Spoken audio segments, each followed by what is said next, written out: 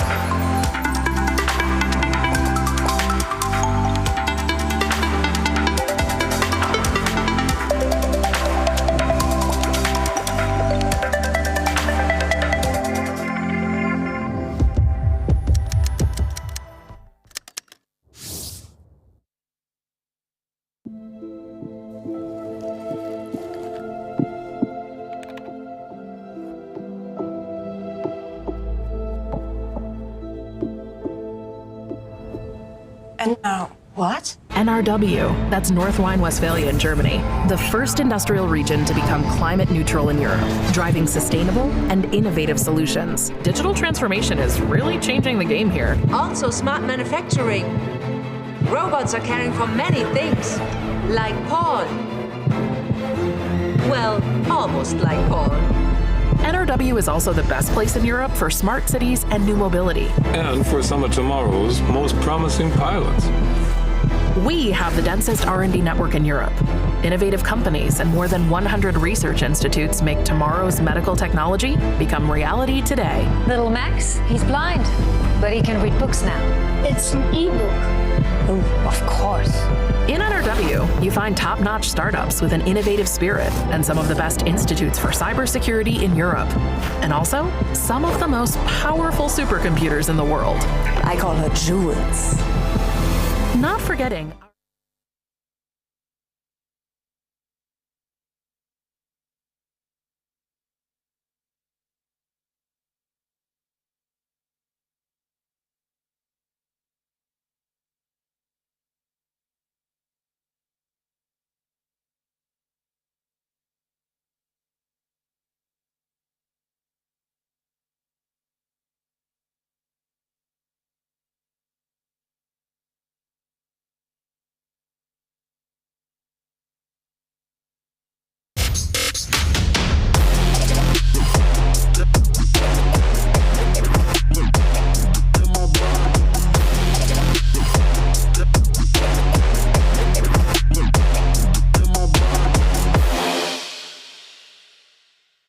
Take a seat and hold on tight.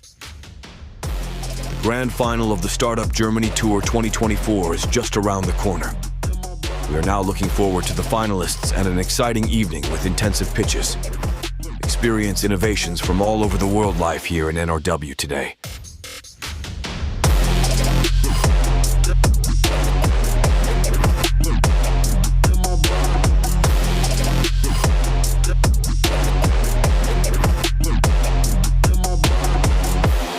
Five, 4, 3, 2, 1. Mr. Dominik Studa, let's get started.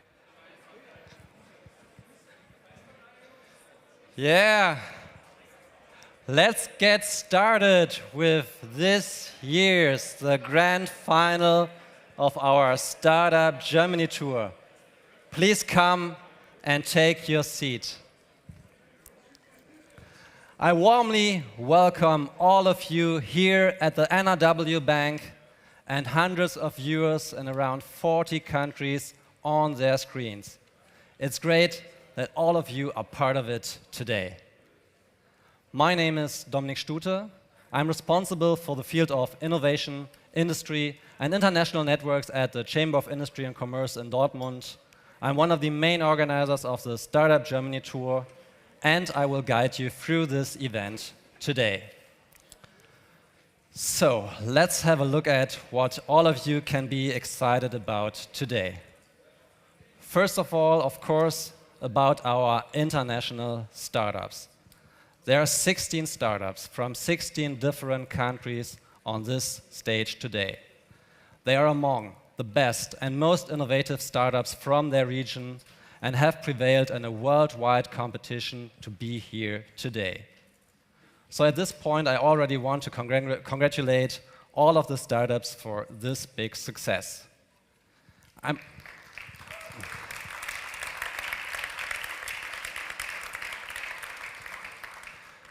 pretty sure that the event today and your whole time in NRW will bring you valuable contacts to start your activities here in NRW. But beside our startups, there are even more highlights you can look forward to. In the keynote speech by Orcs Money, we changed perspective and get insights how a successful scale-up from NRW made its way. And we are proud that, hopefully today, again, our Minister of Economic Affairs, Industry and Climate Action of the State of North Rhine-Westphalia, Ms. Mona Neubauer, is again our guest and will welcome you in a few moments. In addition to the ministry, you will also get to know the other partners of our tour. At this point, already big thanks for the support of the NRW Bank as our partner and today's great host, as well to our partners NRW Global Business and EY. Without you, all of this would not be possible. The grand final today also marks the end of the Start.up Germany Tour. The incredible number of 106 startups from 37 different countries got to know NRW in a digital program this and last week and were connected by us to the local companies and startup ecosystem.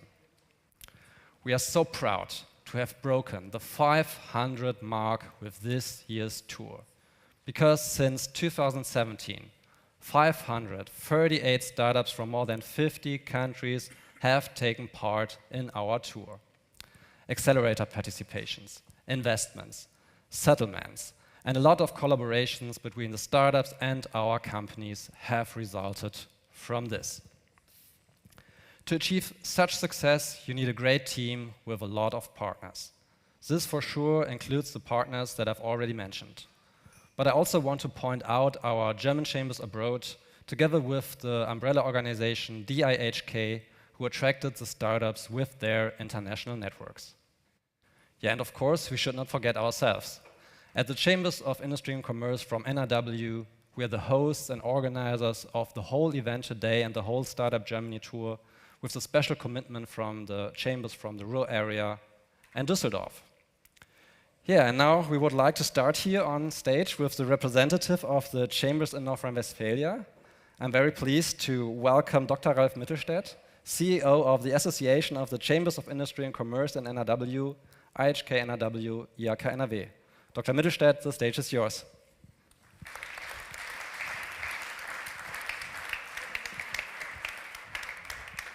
Very warm welcome from us to everybody here today in Dusseldorf, and I hope I got a few minutes more until the minister is coming in, so have a very warm welcome. Dear Minister Neubauer, dear Mr. Stölting, dear Felix Neugart, dear finalists of the Start.up Germany Tour 2024. My dear guests from all over the world here in Dusseldorf and behind the screens. We live in an ever-changing world. The best example is the artificial intelligence, what we can see in every town, in every city, all over the business things where we do things here in Germany. Artificial intelligence is an integral part of everyday life and the central building block for many business models, including some of the business models of our participating startups. This underscores the pivotal role of startups in our business environment. They are the ones bringing innovations into the market. And as the chambers of industry and commerce here in North Rhine-Westphalia, it is therefore important to us create as many points of contact as possible between startups and companies from the region so that our companies can benefit from the innovative ideas from all over the world. This is what the Start.up Germany Tour makes it so valuable. Not only does it facilitate the market entry for startups in North Rhine-Westphalia, it also connects local corporates with innovative minds. Moreover, it bolsters the region's reputation as a premier destination for businesses to grow, creating a win-win-win situation for startups, companies, corporates, and NRW all together. The tour has been bigger and bigger. So in the last few years, so with more startups and more countries participating. That's why we are very thankful for having an extensive network that played an instrumental role in orchestrating this program. Our network includes the 16 chambers of commerce in North Rhine-Westphalia, which represent more than 1 million companies, industrial and commercial companies here in our North Rhine-Westphalian country. But it goes far beyond that. We also can count on the help of our German chambers abroad, as well as our foreign partners, to have made an incredible, great startup selection for our tour, Start.up Germany Tour, with their local networks. But I would also like to acknowledge our partners that Dominik Stute already mentioned. The Ministry of Economic Affairs, Industry, Climate Action and Energy of the state of North Rhine-Westphalia, the NRW Bank, NRW Global Business and Ernst & Young have helped us enormously with the realization of the tour. Thank you very much for that. Startups are characterized not only by the fact that they operate in the forefront of the innovation frontier, but also that they usually have the mission of solving the most acute problems of our life. That is indeed true for our startups presenting themselves here tonight. Our startups from the life science vertical, our startups from the green tech vertical, and the startups from the industrial vertical. For all of them, I hope you will enjoy your stay here in Dusseldorf and at this place. Then these are the three very important sectors where our companies in North Rhine-Westphalia are already very active. But they are also open for collaborations, thereby expanding their knowledge and developing new innovations. I would now like to wish all the startups present every success with their pitches. And to you, ladies and gentlemen, I wish you an exciting evening. Thank you for joining us here tonight. Thank you very much. Yeah, and thank you for these opening words, Dr. Mittelstädt.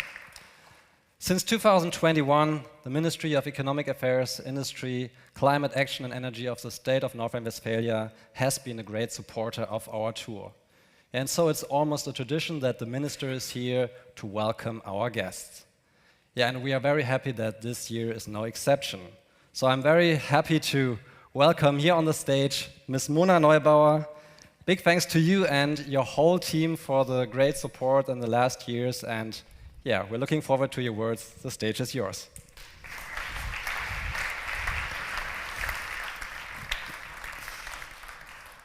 Thank you very much.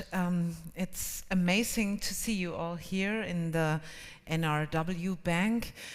It's a pleasure for me to welcome you here in the center of Europe's heartbeat, North Rhine-Westphalia. I would like to take a brief moment to express my gratitude to all the partners involved for their valuable contributions. A special thanks to the organizers, you heard it, but it's important that I do that as my speakers before me, to especially the Chambers of Commerce and Industry in North Rhine-Westphalia, the Chambers of Commerce and Industry, NRW Global Business, the NRW Bank, as well as the network of German Chambers of Commerce abroad and foreign partners around the world. Their collaborative efforts have made this year's tour a meaningful event to everyone involved. Since its inception in 2017, the Start.up Germany tour has not only brought together innovative startups from around the world, but also highlighted the appeal of North Rhine-Westphalia's economic landscape. The tour is more than just an event. It represents an open and dynamic culture of innovation flourishing in our country. Over the years, the Start.up Germany tour has provided a unique platform through virtual webinars, regional preliminary competitions, and hybrid events to connect startups with local businesses, institutions, and important investors.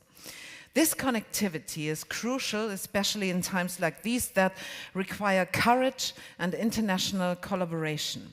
The startup scene embodies precisely the spirit of innovation, agility, and transformation.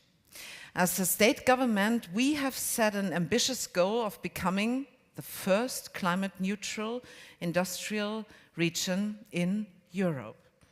To achieve this, we need a strong, internationally competitive startup ecosystem with flourishing innovations. Situated at the heart of Europe, you can read this here, our NRW Global Business is promoting this sentence. All you must remember when you go back from North Rhine-Westphalia is, North Rhine-Westphalia, isn't this Europe's heartbeat? This is really important. Through this tour, we are sending a significant signal about the importance of international cooperation and thereby providing startups with a great opportunity to get to know our region. The participation of 106 startups from 36 countries this year is a testimony to the interest in innovation and underscores the significance of our economic landscape in a globalized world. We are deeply grateful to all the finalists of this year's tour for finding their way to Germany. We also want to thank all other startups that virtually participate in the tour to reach out to the organization team, the tour to receive the tailored support needed to successfully establish your business here in North Rhine-Westphalia. We aim to ensure that we can assist all of you in entering the German market. All of you entrepreneurs are the pioneers of our time, striving to change the world with your innovative ideas in the fields of industrial solutions, life sciences, and green tech. You have shown courage, taken risks, and worked tirelessly to turn your visions into reality. Whether you emerge as winners tonight or not, you are all winners, in my opinion. You have shown the determination and passion required for success. May this tour be the continuation for your entrepreneurial journey here in Germany. Thank you and best luck to all of you. Thank you, Minister, for these nice words. So now we are not only coming to our next partner, but also to today's great host, the NRW Bank. Together, we do not only manage to make our tour improve and grow from year to year, the same applies to the grand final. And this is reflected in the fact that we are becoming so big that we have to move in this beautiful foyer. And I would like to thank Mr. Stölting, member of the managing board from the NRW Bank, for being such a great host and for being such a great partner. We are now looking forward to your words. The stage is yours.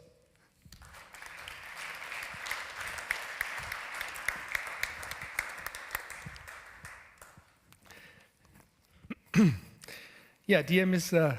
Minister Neubauer, dear Dr. Mittelstädt, dear Felix Neugaard, ladies and gentlemen, every successful company started out on an idea. But even a good idea is no guarantee for success. Let me give you an example.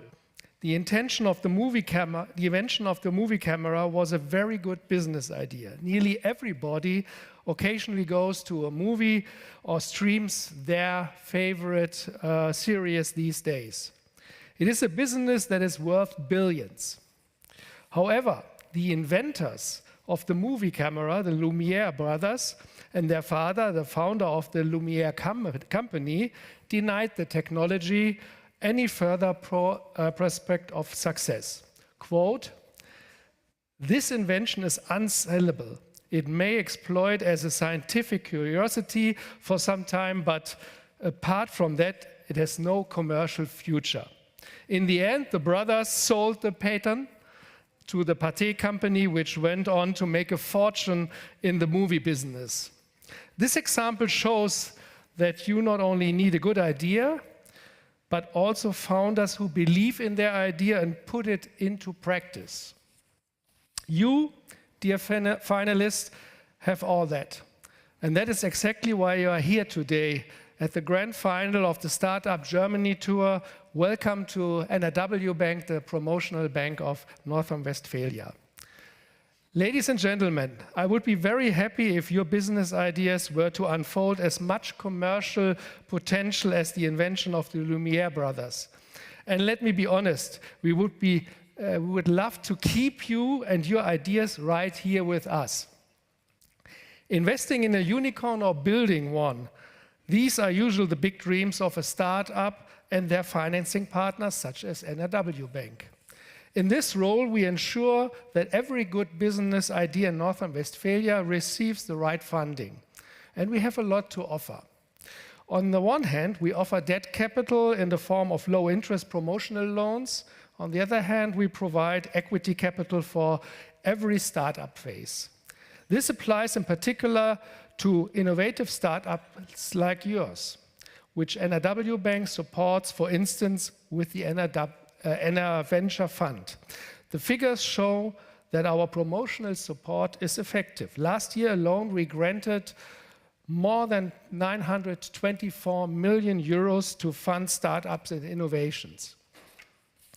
But our commitments is not just about money.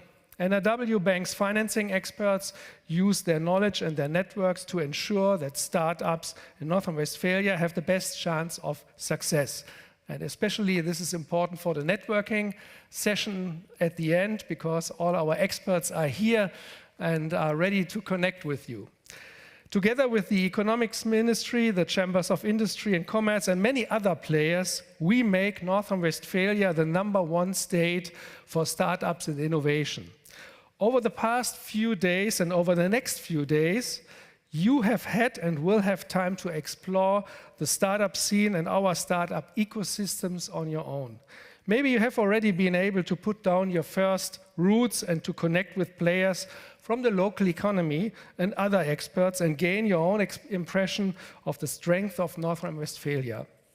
For me personally, the main advantages of the location lies in its diversity. Besides the strong promotional landscape, North Rhine-Westphalia has many universities, technical colleges, and other research institutions. Add to this a strong and broad-based economy. The main different industries and the close relationships with them are a great advantage to the growth of startups. But North Rhine-Westphalia stands not just for diversity. There's hardly any other region in Germany. It stands for change and renewal. This is symbolized by the Ruhr area, one of the most densely populated region in Europe. For decades, the region was characterized by coal and steel. While there are still smoking chimneys, the structural transformation into a center for science and services is already well advanced.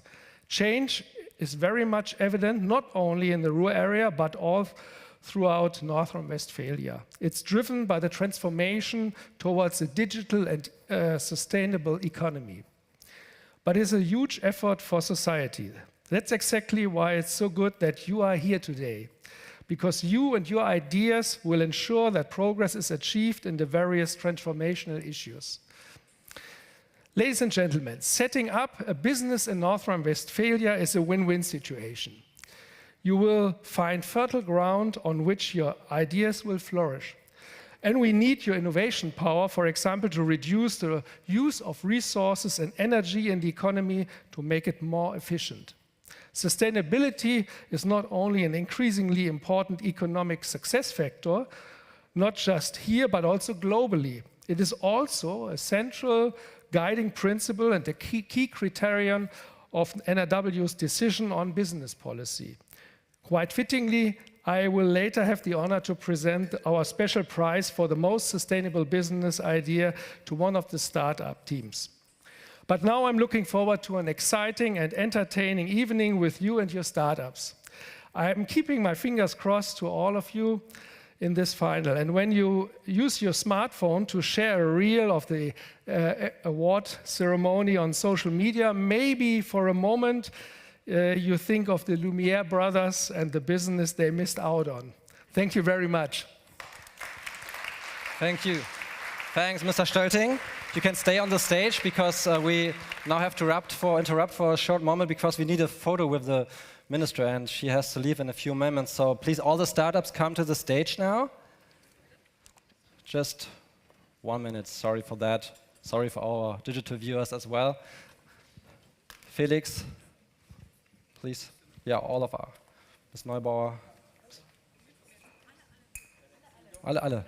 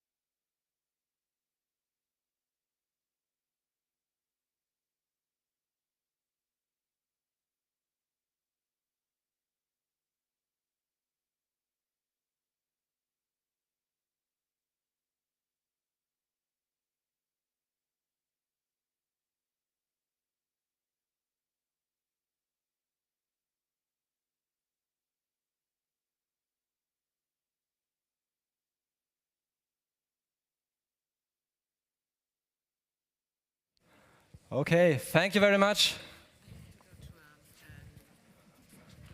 So, and now before our startups come to the stage, we would like to show you who is judging them today. As every year, we could win a very good jury for this, full of experts who now will introduce themselves to you. Please welcome together with me Dr. Katrin Bischoff, Policy Advisor for Innovation Markets in Asia and North America at the Ministry of Economic Affairs, Industry, Climate Action in the state of North Rhine-Westphalia, Hendrik Marz, Funding Expert at the NRW Bank, Kerstin Sukale, Manager CEO Projects at NRW Global Business, now wrong order, Niklas Lim-Engels, Consultant for Business and Technology at EY, and Markus Gick, Managing Partner at XTech. So you have a microphone? What number? No. Hello. No, I don't think. I think it's not turned on. Oh, it's locked. I just pressed one of those. It's number 6, maybe? Hello? Okay. It's working, sorry. Yeah, a warm welcome from our side as well, especially to all the startups who are here today. I work for the Ministry of Economic Affairs in the unit of International Foreign Economic Relations, and we have been partnering with the Startup Germany tour now for the 4th time, and it's been a great pleasure for us to see all the startups here and to support them and to get to know them. So tomorrow we'll also be doing the multiplier workshop, so you will see us tomorrow as well, and we're looking forward to your pictures and warm welcome.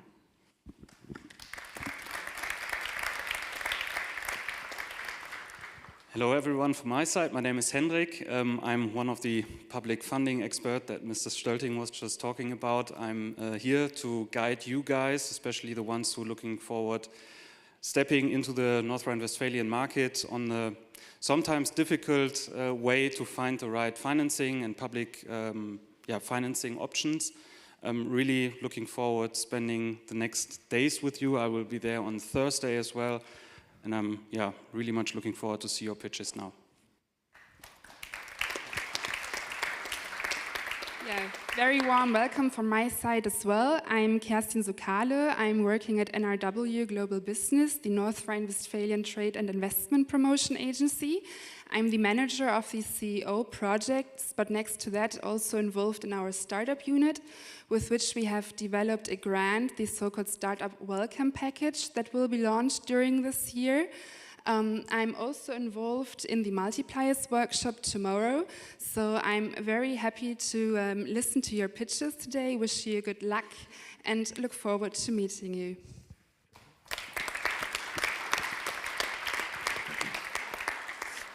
Hello everybody, great to see you all there. My name is Nick, I'm from EY, I'm working in the area of consulting and startups.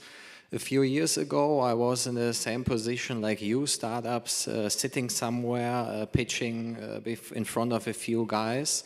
To be honest, I'm dying to swap places with you today, but sometimes it's good to just sit, relax and listen to pitches. So for that, I wish you every success, and I'm looking forward to raise some glasses with you later on and see you hopefully then tomorrow in our office next to the NRW Bank. Thank you.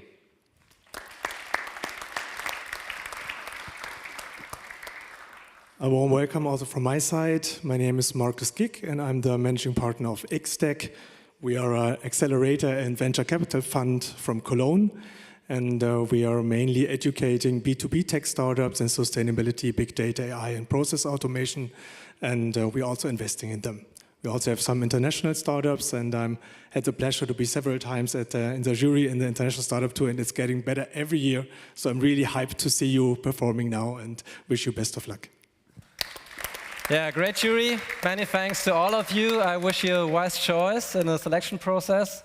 That will be very hard for you, I think. So now we are already starting with the first pitch round. From now on, you will see 16 startups from the 3 verticals: industrial solutions, green tech, and life science. And the 16 startups are not only fighting for honor, but also for an attractive prize money sponsored by the ministry.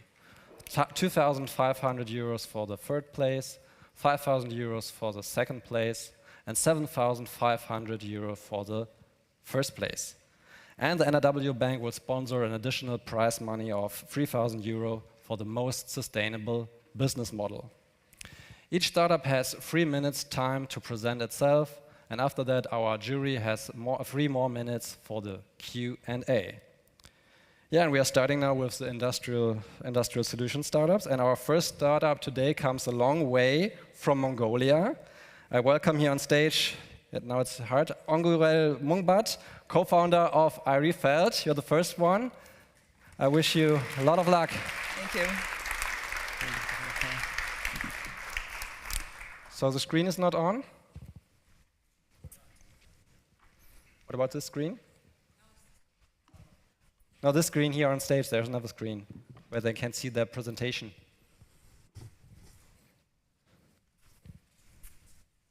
Okay.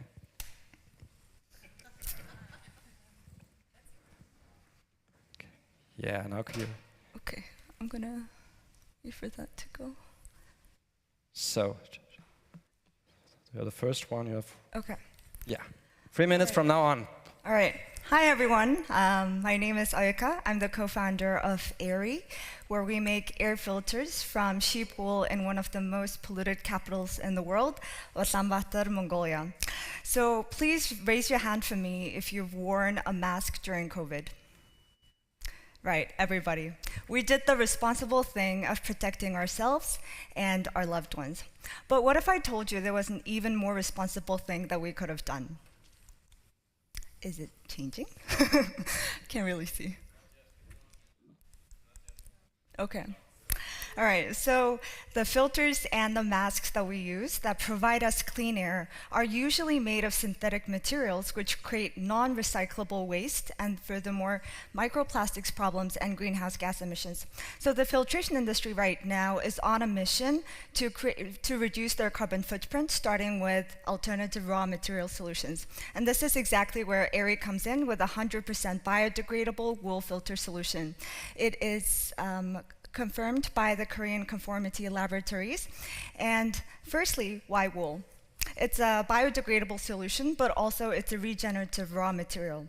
And secondly, wool is an animal hair fiber. So just like our hair, it's very good at absorbing odor and gases, and so it enhances the synthetic dust filtration capabilities by almost a twice-fold. And so last year, we were recognized by the International Trade Center as 2023's Youth Ecopreneur Award, and we were on Shark Tank Mongolia last year as well. So our business model is quite simple. We have a B2B model where we're manufacturing rolls of filter material, and we sell it to big filter manufacturers such as Man & Hummel that we met yesterday, and they take it and put it into different shapes and sizes for different applications, such as for buildings and cars. And so our patented technology is not only limited to sheep wool, but also different types of fibers, such as abaca, kinaf, which are native to Southeast Asia. So the filtration market is quite large at 80 billion and only growing, and we have a traction with our MVP product where we sold air purifier devices to mostly pregnant women and families with children under 3, and we're now launching our pilot production facility this month, and we'll be focusing on ISO, getting the certificates and exporting to Germany this year. Our vision is to make filtration such a local and such an affordable thing that we are thinking of packaging our R&D and combining it with our market expansion tools for the whole world. So far, we've raised around 65K, and we've gotten equity investment of 120K from Shark Tank Mongolia, and we're now raising 350K. We are a team of scientists on a mission for healthy lungs and a healthy planet. Thank you.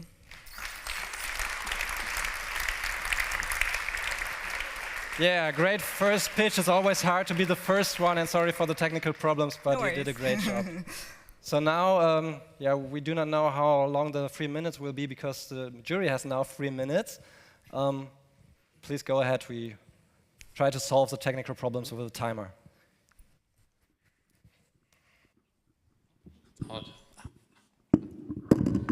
Thank you. One question from my side. What advantages do you see in locating your company in North Rhine-Westphalia? So all of the companies that we talked, I was actually, this is my second time here in the North Rhine-Westphalia region. Last year I was here for Filtech in Köln, and where the largest filter manufacturing expo is held. And so we see North Rhine-Westphalia as like the spot to be if you are in the filtration industry. And so it's a strategic location because all of the largest players are here and all of the people who care about sustainability are here. Thank you. Besides the large players, do you think air pollution is a topic that people in North Rhine-Westphalia suffer from? Unfortunately or fortunately, no. So you guys have super clean air. We're very impressed every day. You mentioned that your filter is patented.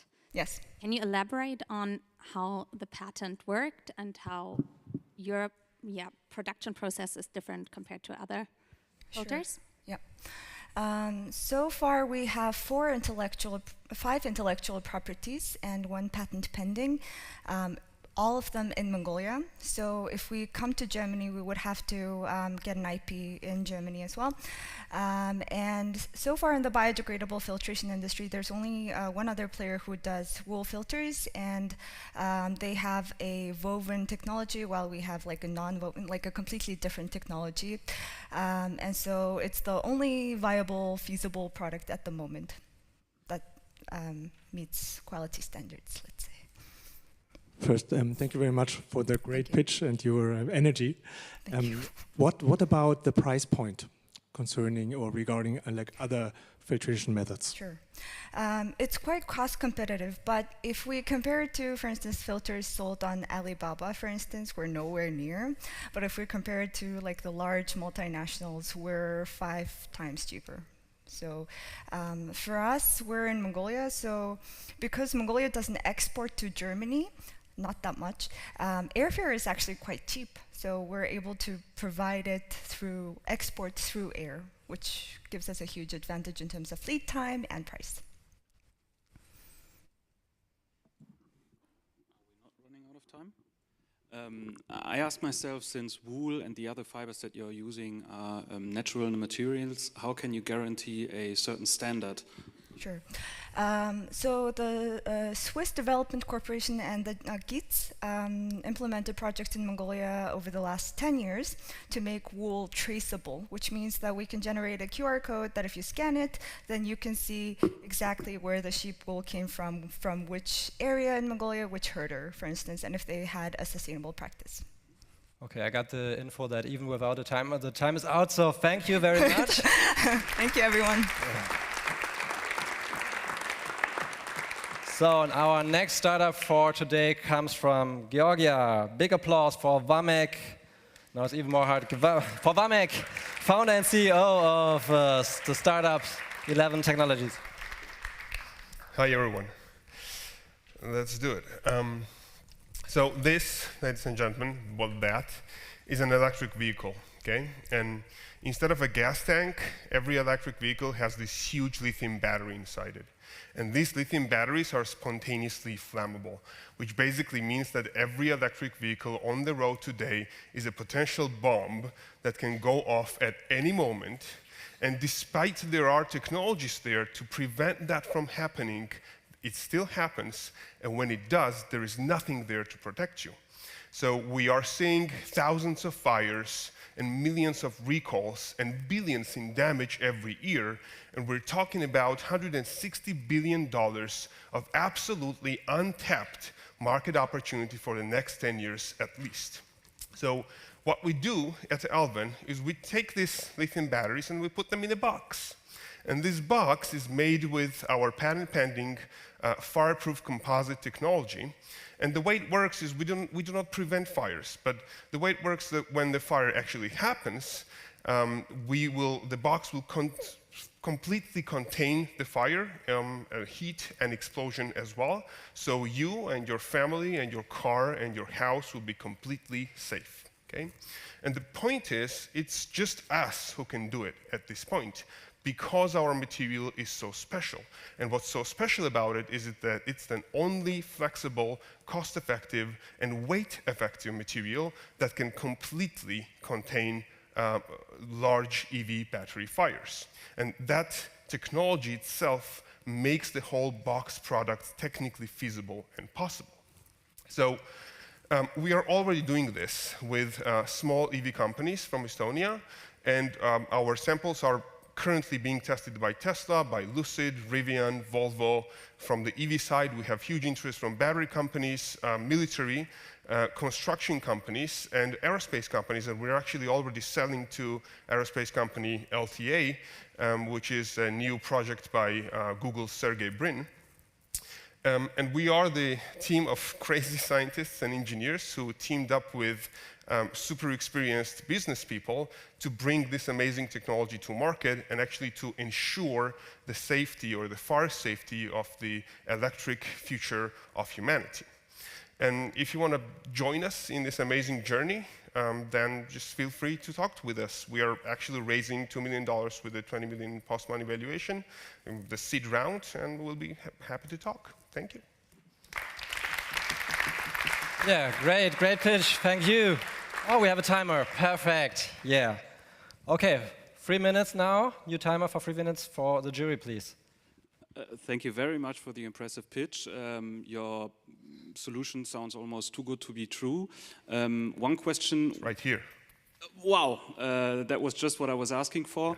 Second one, I couldn't see no German car suppliers, for example, on your customer side so far. Is that what you're targeting?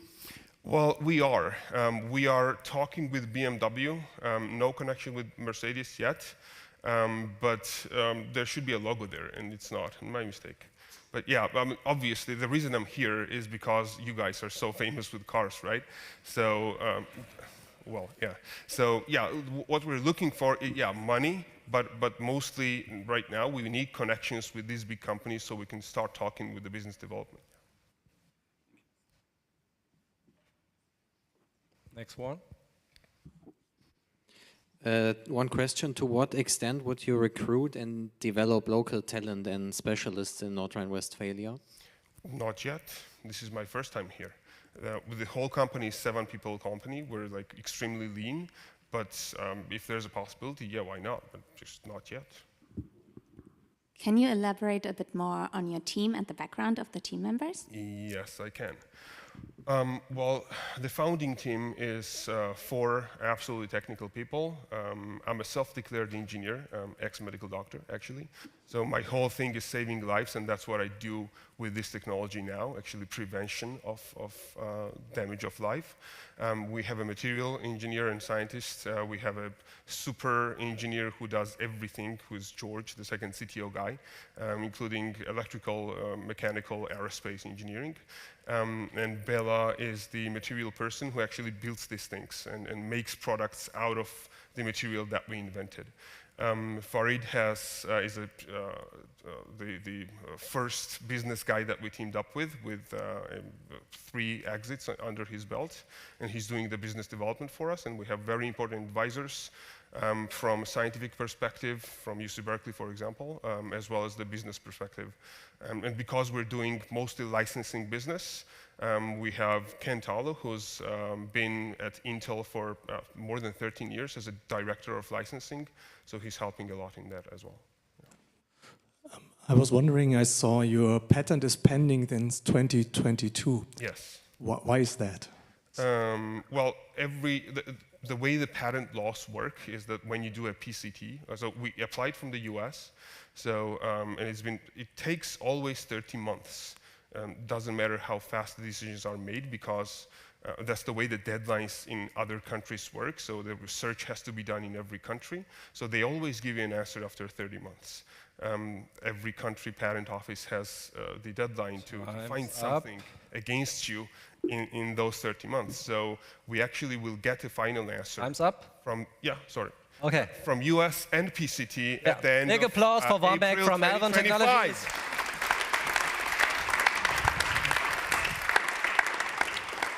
Okay, now we come to startup number 3, and this is Gascol from Colombia.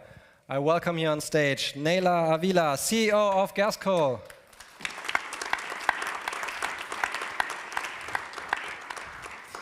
Hi everyone, my name is Neyla Avila, I'm from Colombia. I'm going to introduce you to Gascol. From your shoes, craft your ideal world. As you know, it's mandatory companies must provide clothes and shoes for their employees. But what happened with these boots at the end of the life cycle? They ended up in the landfill. But no, in Gascol, we transform difficult-to-use polymers. Most of them, the shoe sole, made from polyurethane. We have our patent, and we produce panels and building blocks with thermal and acoustic insulations, energy saving and efficiency, and doesn't deplete the natural resource. How do we do it? First, we pick up the boots, the used boots, we charge a fee, And we provide a certificate of reuse with the impact metrics. Then we transform in our facilities in a new raw material, and finally we produce our products, panels and building blocks to use again in the industry. On the other hand, we are making effort with the communities. We are teaching how to design the booths and to make possible separate the materials and to make possible the recycle. We pick up, for example, our customer booths and then return into floor panels for use in the industry. This is how we imagine, and this is how we do it with our customer in Colombia. Our panels provide comfort properties and different colors, as you can see. Our market. We have a global market here in Europe and in North America, $2,000 million, with projection to grow at 4%.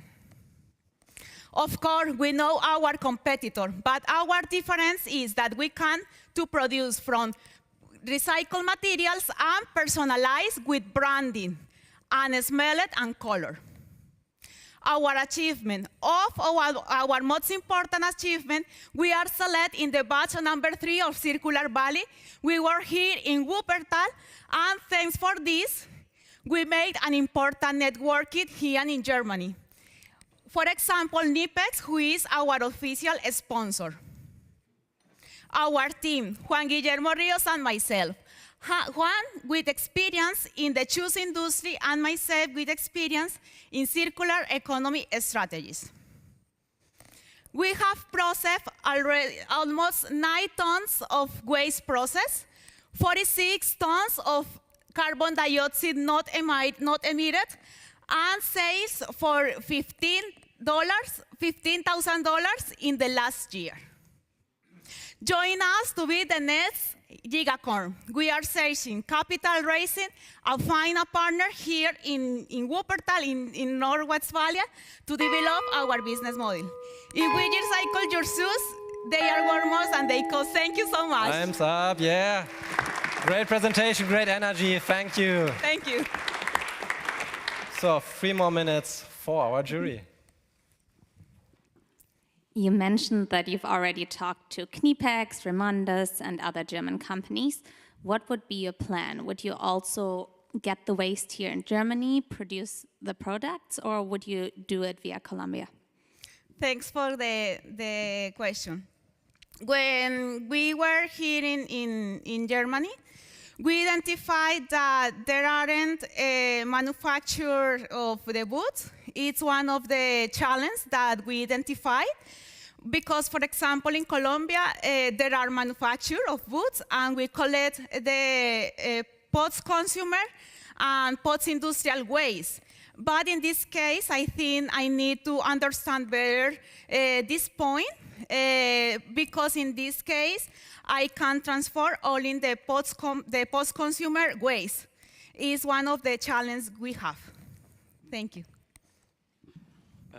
As a young father, I would really much be looking forward to get myself a house made out of affordable and sustainable materials. But would that be possible at this day already with your bricks in Germany, since it's such a regulated market? Yes. We have some regulation markets that, for example, I have identified, but we know that here the regulator markets are so hard, and this is other challenge that we had identified. We need make text and find a partner to test our samples, to test our products, and understand better the regulation market, because we know it's so hard here, but we know also how to develop with our experience and knowledge. Thank you.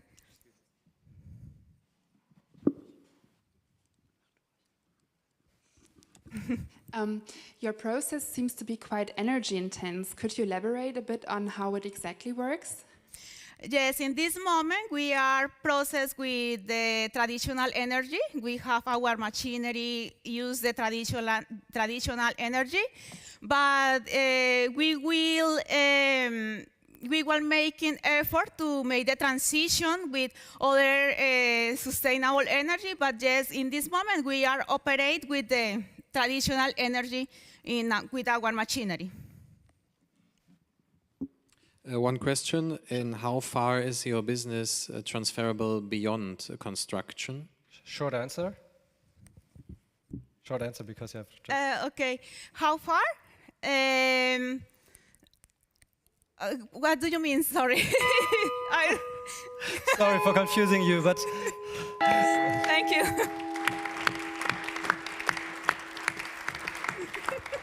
Okay, we now go on with the startup Innova Space from Argentina, and I welcome here on the stage Ignacio Pintos Paledea, Chief Engineering Officer. Welcome here on this stage, and 3 minutes for you.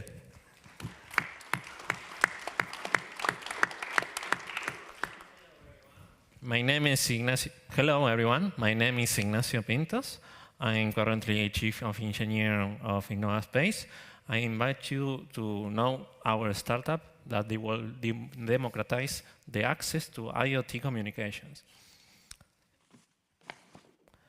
We are the only team ever that has launched 6 satellites successfully with less than 3 years of life, with less than $1 million.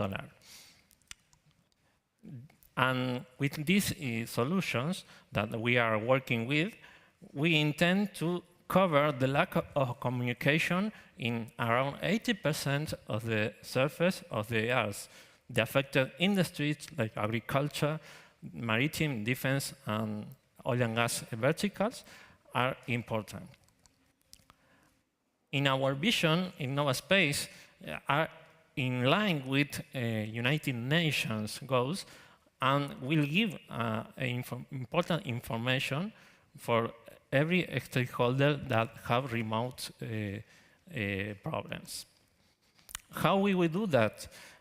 The satellite constellation, approximately at 500 kilometers, will send data to satellites and then reply it to ground station, where the ground station uploads in the cloud and available remotely for every customer.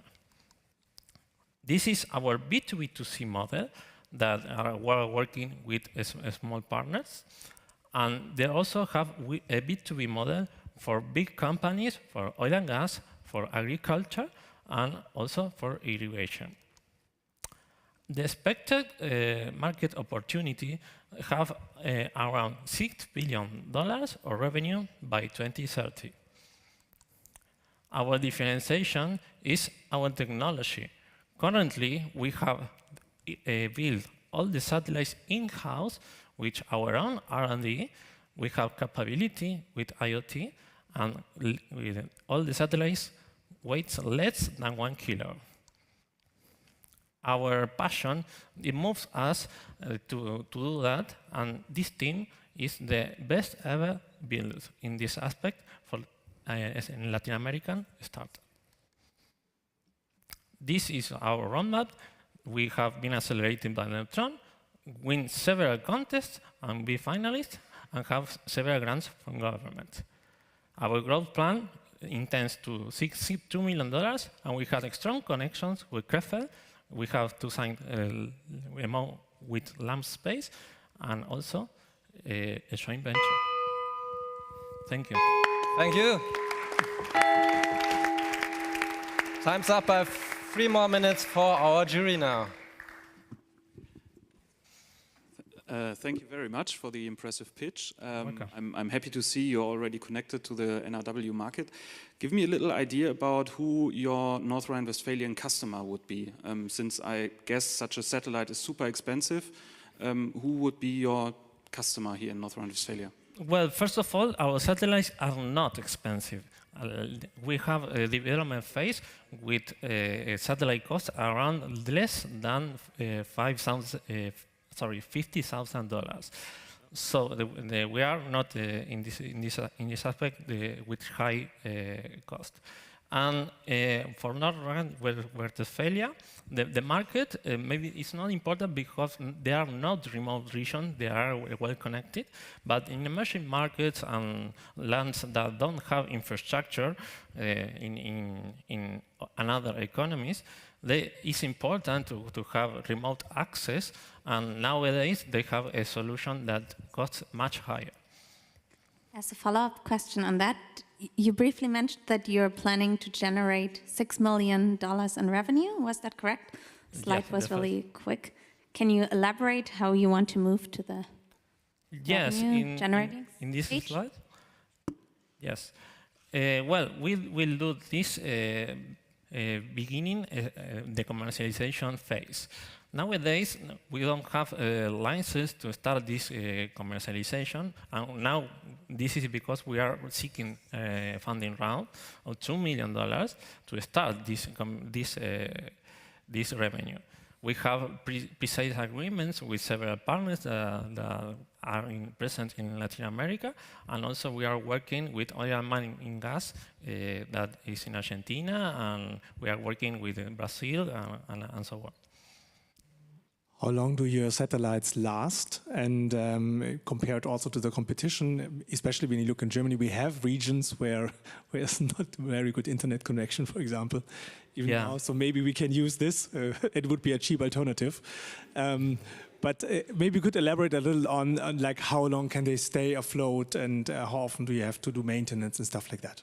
Yes, our satellites don't pretend to replace the actual internet connection. It intends to do connections for small sensors that are important in remote regions. We need small data, temperature, humidity, only once a day, maybe in some solutions, and this infrastructure could make it. And also, I don't remember the other part. No, just how long can you at least 2 to 3 years, but they could be launched more and be renewed with new technology. And how do you launch them? With little rockets, or how do you do more it? time, I think. We make the orbit prediction, and also, well, intend to respect the Artemis Accords. Thank you very much for your presentation. Thank you. So, and our next startup here on the stage is now Lisi from Norway.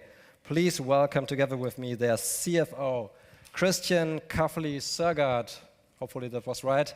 Right. 3 minutes for you. I wish you a lot of luck. Where am I supposed to point the clicker? Is it that direction or? That direction to. No. No. It's not working there. But anyhow, my name is Christian. I'm from Lisi, and we enable maximized fleet control. In the heart of the construction industry, we find around 100 people buying 1.2 million new machines every year. That's a lot of people buying a lot of machines and managing them. And that's without adding all the equipment as well. With all these people trying to manage all this equipment and machinery, they face huge challenges in gaining a complete overview of their fleet. This results in the industry having tying up more than massive amounts of capital in unused machines, not only resulting in losing value, but also not generating any revenue. Furthermore, poor maintenance is the leading cause of idle time and shutdown of machinery, which can result in project delays and a higher cost of maintenance. We in Lisi, we deliver a software solution for machine administration as never seen before. I see that on an hour a little bit in front here, but we deliver competitiveness through a well-run machine fleet, because a well-run and well-adapted machine fleet is the leading cause of winning and conducting successful and profitable projects in the construction industry. We help the contractors and the rental companies optimize their machine fleet and also effectively maintenance their equipment, saving both time, money, and the environment. We deliver this through an easy-to-understand price model. We take no upfront cost, and you only pay a price per machine per month. And if you need further functionality, we're very eager to help you find the best fit. Connecting and taking functionality from order, asset, and resource management, we're able to tap into a global market of 120 billion euros across multiple industries. Until this point, we have established a strong product development organization led by a CTO with 25 years of international experience, gathered 600,000 euros in public funding, and currently we're closing our first investment round and aiming for product launch in September and October this year. This team is the one that's making this happen, and if I'm to say so myself, this is a great bunch of people. And we are Lisi, and we maximize fleet control. And if you are or know someone in the construction industry working with machine administration here in this area, we're very eager to come in contact with you and start a dialogue. Thank you. Right on time. Thank you for your presentation. And now it's the jury's turn.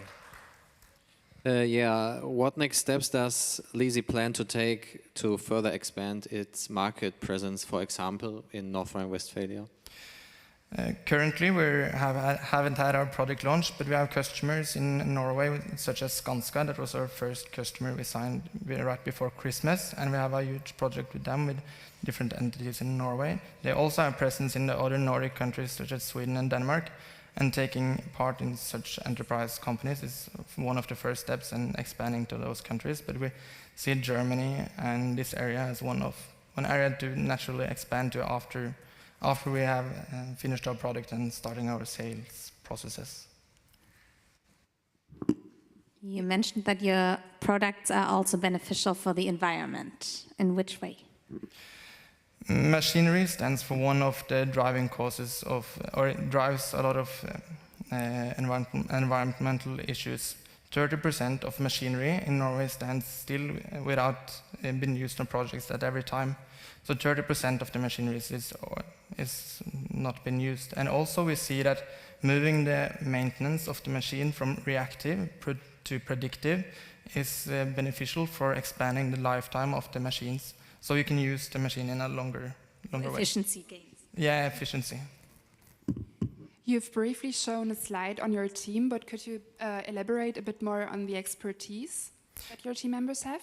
Yeah, Lisi was started as a part of at the university we're attending, and since that time, last year was our first full year of operation. And since that time, we have employed or got Amit as a part of the team. He's a senior CTO, has worked in Norway before. He's originally from India and has worked as integration lead in international companies. And we're currently working on developing and expanding the technical organization as well. Are you thinking about expanding your business model also to financing of the machinery and renting it out? Yeah, our goal is that machines can be shared between companies on projects.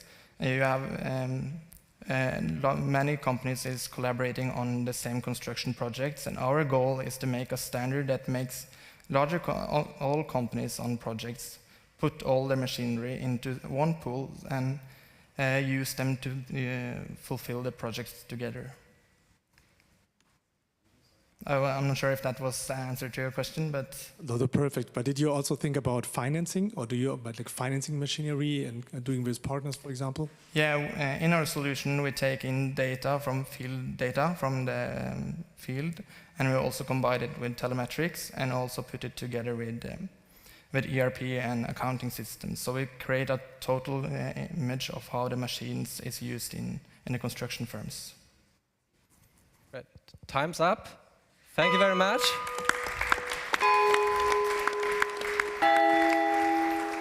And now we already come to the last startup from the industrial solutions vertical, and this is Sticker from Denmark. Big applause for the founder, Jarl Vintnes.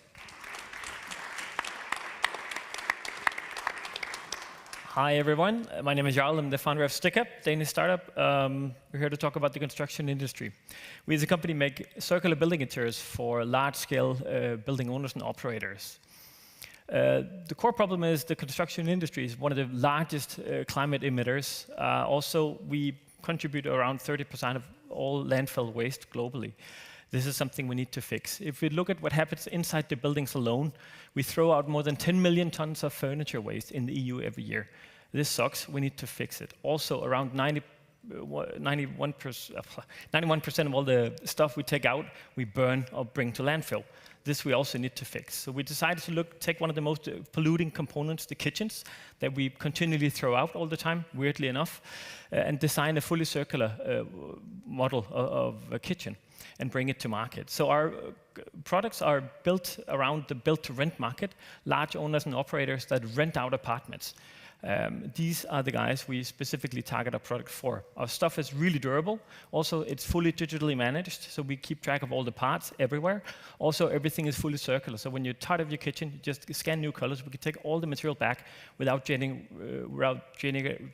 building waste over a life cycle. High quality materials, everything is designed for disassembly, so we can easily repair and upgrade. Also, everything comes with a little chip, so we have full history of everything, where it's been and also where it's gone. So we can also keep track of everything and do the carbon accounting as well.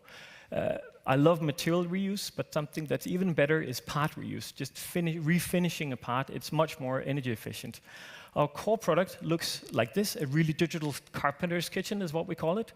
We think it looks 15,000 euros, but we sell it for around 3,500, so a lot of bang for the buck. If you put our kitchens on our interiors in one of your buildings, we can save you around 20 million euros over a project life cycle of 30 years and 500,000 kilograms of waste, so quite a lot. So we bring operational efficiency when you operate a lot of buildings. Also, we reduce waste by a lot. And also, by making a building more efficient, it turns more valuable. Also, when you live as a tenant in one of our buildings with our stuff, well, you don't need to worry when you move out. It's very efficient and very cheap to repair. Also, you can customize, and you have an eco-conscious story to tell. Everything comes with a tap-to-connect chip. You just connect with your kitchen with a beep of a phone, and then you can access a digital twin, click the parts that are broken. You can even upgrade, order new colors.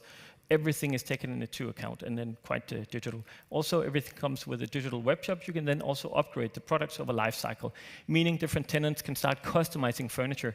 This is also a key part to not throwing things out. It's keeping things relevant. And this is what this platform and this backend system provides. So we brought the product to market, and then we onboarded in the first 2 years half of the largest builders in Denmark, at least. And we grow also quite rapidly. And also, we have a lot of international interest. So that was Jacob. Yeah. Time's up, sorry.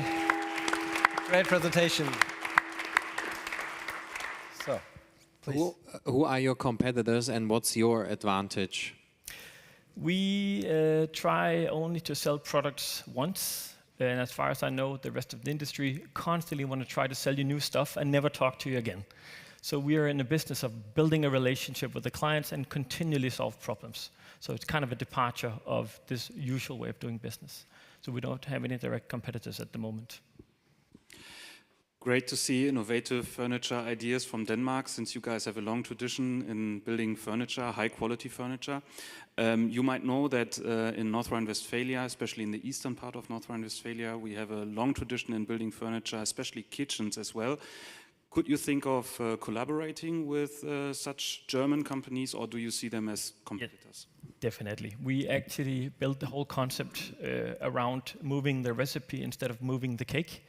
We're actually looking to spin up a new manufacturing plant within, quite a short distance from here.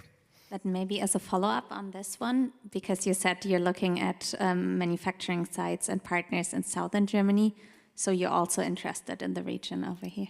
We, in a way, designed the product specifically for the German market. Perfect, thank you. Could you please tell us more about your team and your competencies? Yes, we're scientists, designers, engineers, PhDs in supply chain, PhDs in environmental reporting, machine learning. So we're super geeky around how we design and structure everything. And also our advisory board is people from the industry. We have a really awesome guy from Tesla, and also a guy from Velux doing building components at a global scale. So we try to find some really epic people to help us. Could you just elaborate a little on your ICP or the ideal customer profile? We specifically target large pension trust funds and really, really large building owners and operators that build for their own books, because they can, we can make greener products that are cheaper than the polluting alternatives. Who wouldn't want to buy the green option? No more questions? Okay, everything answered. Thank you. So, and after these great startups from the industrial solutions vertical, we now continue with our life science startup. And the first life science startup is now .Lumen from Romania. I welcome here on stage Cornel Amarie, the CEO of .Lumen. And extra point for the jury, important extra point for him because he's wearing our new hoodie. Thank you for getting my name wrong. But anyway, pleasure meeting you. My name is Cornel. I'm the CEO and founder of Lumen, where we build glasses for the blind. Right now, you don't have self-driving on the pedestrian side, and that's a problem. You have cars which ride on the roads, but if you look at the pedestrian side, it costs us still 62 billion to hand deliver parcels, or we spend €500 million a year to train only 2,000 guide dogs for 300 million visually impaired. So we solved it. We built a technology called pedestrian autonomous driving, which basically does everything that a self-driving car does, but on the pedestrian side. Our intellectual property, the only ones in the world doing this, does not require mapping or internet connectivity. We can apply this to a lot. We can apply to delivery robotics, we can apply to augmented reality, but the first application is technology for the visually impaired, where we build the glasses for the blind. They replicate what a guide dog does, but if a guide dog works by pulling your hand and avoiding you from obstacles, we do it using our patented haptic interface on your head, so you actually feel how the device is grabbing you and pulling you around. Immensely intuitive. It requires no infrastructure change. And this is the kind of feedback we're getting from over 300 testers, all in 3 continents at this point. I expected something like this to be possible, but not during our lifetime. Videos of people testing, over 40 million views at this point. Now, we're the only ones in the world who are able to do this. Our IP is blocking everyone else who wants to go into this direction. As a business model, we're going to sell either as a subscription or as a one-time fee, which is either subsidized or accessible by reimbursement. We expect by 2027 to surpass 120 million revenue on the glasses alone. Now, we're a team of 50 engineers and scientists, some of the best people in the world, over 10 university professors working together with me. Absolutely blessed with these people. And we have amazing partners. Just last month, we opened NVIDIA GTC, the most important tech keynote of the world, seen by 30 million people. It was opened by a Romanian startup. And also partnerships with World Bank, with Intel, absolutely amazing. And we were the first startup in our country to be backed by the European Innovation Council, where they basically funded us with a blended finance of 9.7 million euros. The glasses are coming on the market end of this year. There are 260,000+ people which we have to help in this country. And take off your phones, scan that code so we can get connected, and thank you so much. Yeah, thank you for your presentation. Now, time. You have more than 3 minutes. I love the idea of finding solutions for people who suffer from various illnesses, especially the blinded ones. How do I imagine paying for your product? Is that something that sure. Insurance pays for, or sure. do I have to pay for that on my own? 2 answers here. 1, thank you. I'm actually the only person without a disability in my family. This is why I founded the company, with many other applications, but this is why I started. And to answer your second part regarding insurance, yes, this is a medical class 1 device. It's fully reimbursable. In multiple countries have multiple systems. In the top, roughly 60 markets, we identified 250 different reimbursement and subsidy mechanisms compatible with what we're doing. Basically, in Europe, people which have the disability will end up getting this for free. Again, a follow-up question on this one, but you said you had 2 revenue models. You have the subscription and the one-time fee. Sure. What's the difference? Like, in which context would you use what? Reimbursement and subsidies prefer one time. This is why we basically prefer there. But even there, the revenue doesn't necessarily end with that. There are certain features which we only make available by a follow-up subscription. The full subscription model, that's actually for an out-of-pocket market. So if there's a situation where reimbursement takes a bit more or anything, there is an out-of-pocket market, and it's much better to pay just 250 euros a month than a full lump sum of 5,000 plus euros. How many have tested your glasses, and are there any side effects? Over 300 blind people and absolutely no adverse severe effect. 300 blind people in 20-something countries, 3 continents. Could you tell us a little about your product roadmap? So what's coming next? Sure. And also about, did accidents happen? Did you cover all of it? Or where are some blind spots you maybe have? Sure. Very, very quickly, we have 3 products in the glasses for the blind pipeline coming up to 2028.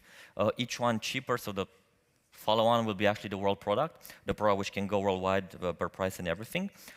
In terms of what we do with pedestrian autonomous driving, very, very quickly, you will order a pizza, something will knock on your door, it's going to be a humanoid robot. It got there because of our code.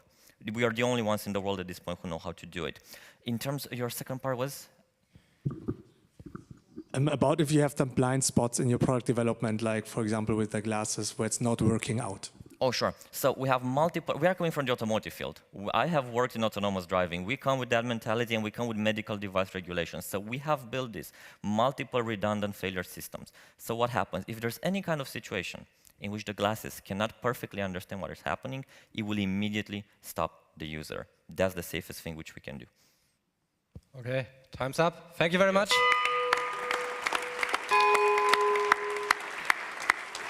So, and we stay in the eastern part of Europe and move on to Slovakia, and I welcome here on stage Eva Kováčová, CEO from the startup Gluconostics. Thank you very much. Ladies and gentlemen, it's a great pleasure for me to introduce your company Gluconostics and our mission to create a world where cancer will be diagnosed early and treated successfully. Cancer diagnostics, early cancer diagnostics is life-saving, and at the same time, it represents the major unmet medical need. In case of prostate cancer and breast cancer, current diagnostic methods lead to painful and expensive biopsies, which are in some 80% negative. It means they could have been avoided. As you can see, we need much better cancer diagnostic methods. We have a solution. Glycans are known to carry a large amount of useful information. However, until recently, no fast and affordable methods for their analysis were available. After more than 10 years of intensive research, we have developed such solution. Our patented technology is suitable to detect 11 types of solid tumors, and we are focusing now on prostate and breast cancer. Our GSA test represents an ideal cancer diagnostic test because it meets the expectations of all key stakeholders. Patients and medical doctors appreciate that it is early stage, highly accurate, it is non-invasive, it helps to avoid biopsies, it's organ-specific and also suitable for disease monitoring. Laboratories appreciate that it is compatible with the equipment that they already do have. And health insurance companies, as the payers, appreciate that it is highly affordable.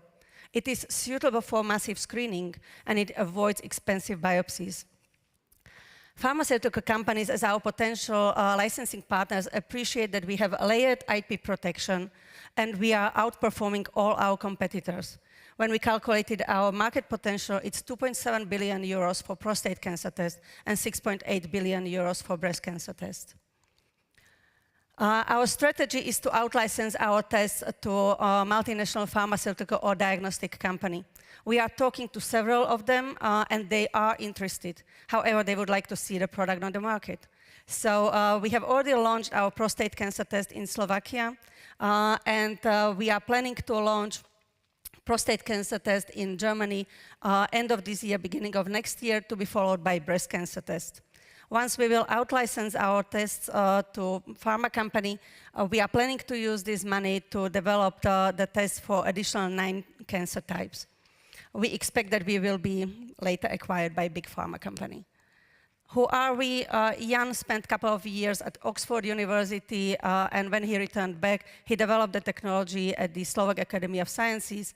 I spent 18 years working in big pharma companies on M&A, finance management, and licensing, and today we are nearly 17 people. Hey, time's up. Thank you, Eva, for your presentation. The jury, please. Very impressive, thank you. So cancer research is a very long-term research period, right? With a lot of testing round, and you mentioned more what's ahead. I would be interested in how many testing rounds you have done, and were there any risks so far, like side effects, major things to consider yet? Thank you very much for the question. Initially, to develop the technology, it took more than 10 years. And then now we are working 3 years on bringing the tests themselves. We have already run clinical validations with really great results. However, for getting into European urologic guidelines, we need to run the interventional study of clinical performance. This is something that we are planning to do now. For that, we are also raising money. So actually, this week we are signing convertible loan agreement, but there is still possibility to be added to this round. So. Yeah, from as far as I know, such research and development projects in the medical branch are super cost intensive. They take a long time. You said 10 years. Exactly. How have you been financed so far? Well, at the beginning, it was at the Slovak Academy of Sciences. We are a spin-off from Slovak Academy of Sciences. And then we have received the seed round 3 years ago. And then we received the EIC Accelerator Grant, EIC Transition Seal of Excellence, so 5 million in grants. And now we are signing the convertible agreement of 5 million to be complemented, potentially with the EIB, as we are eligible to investment from EIB as well.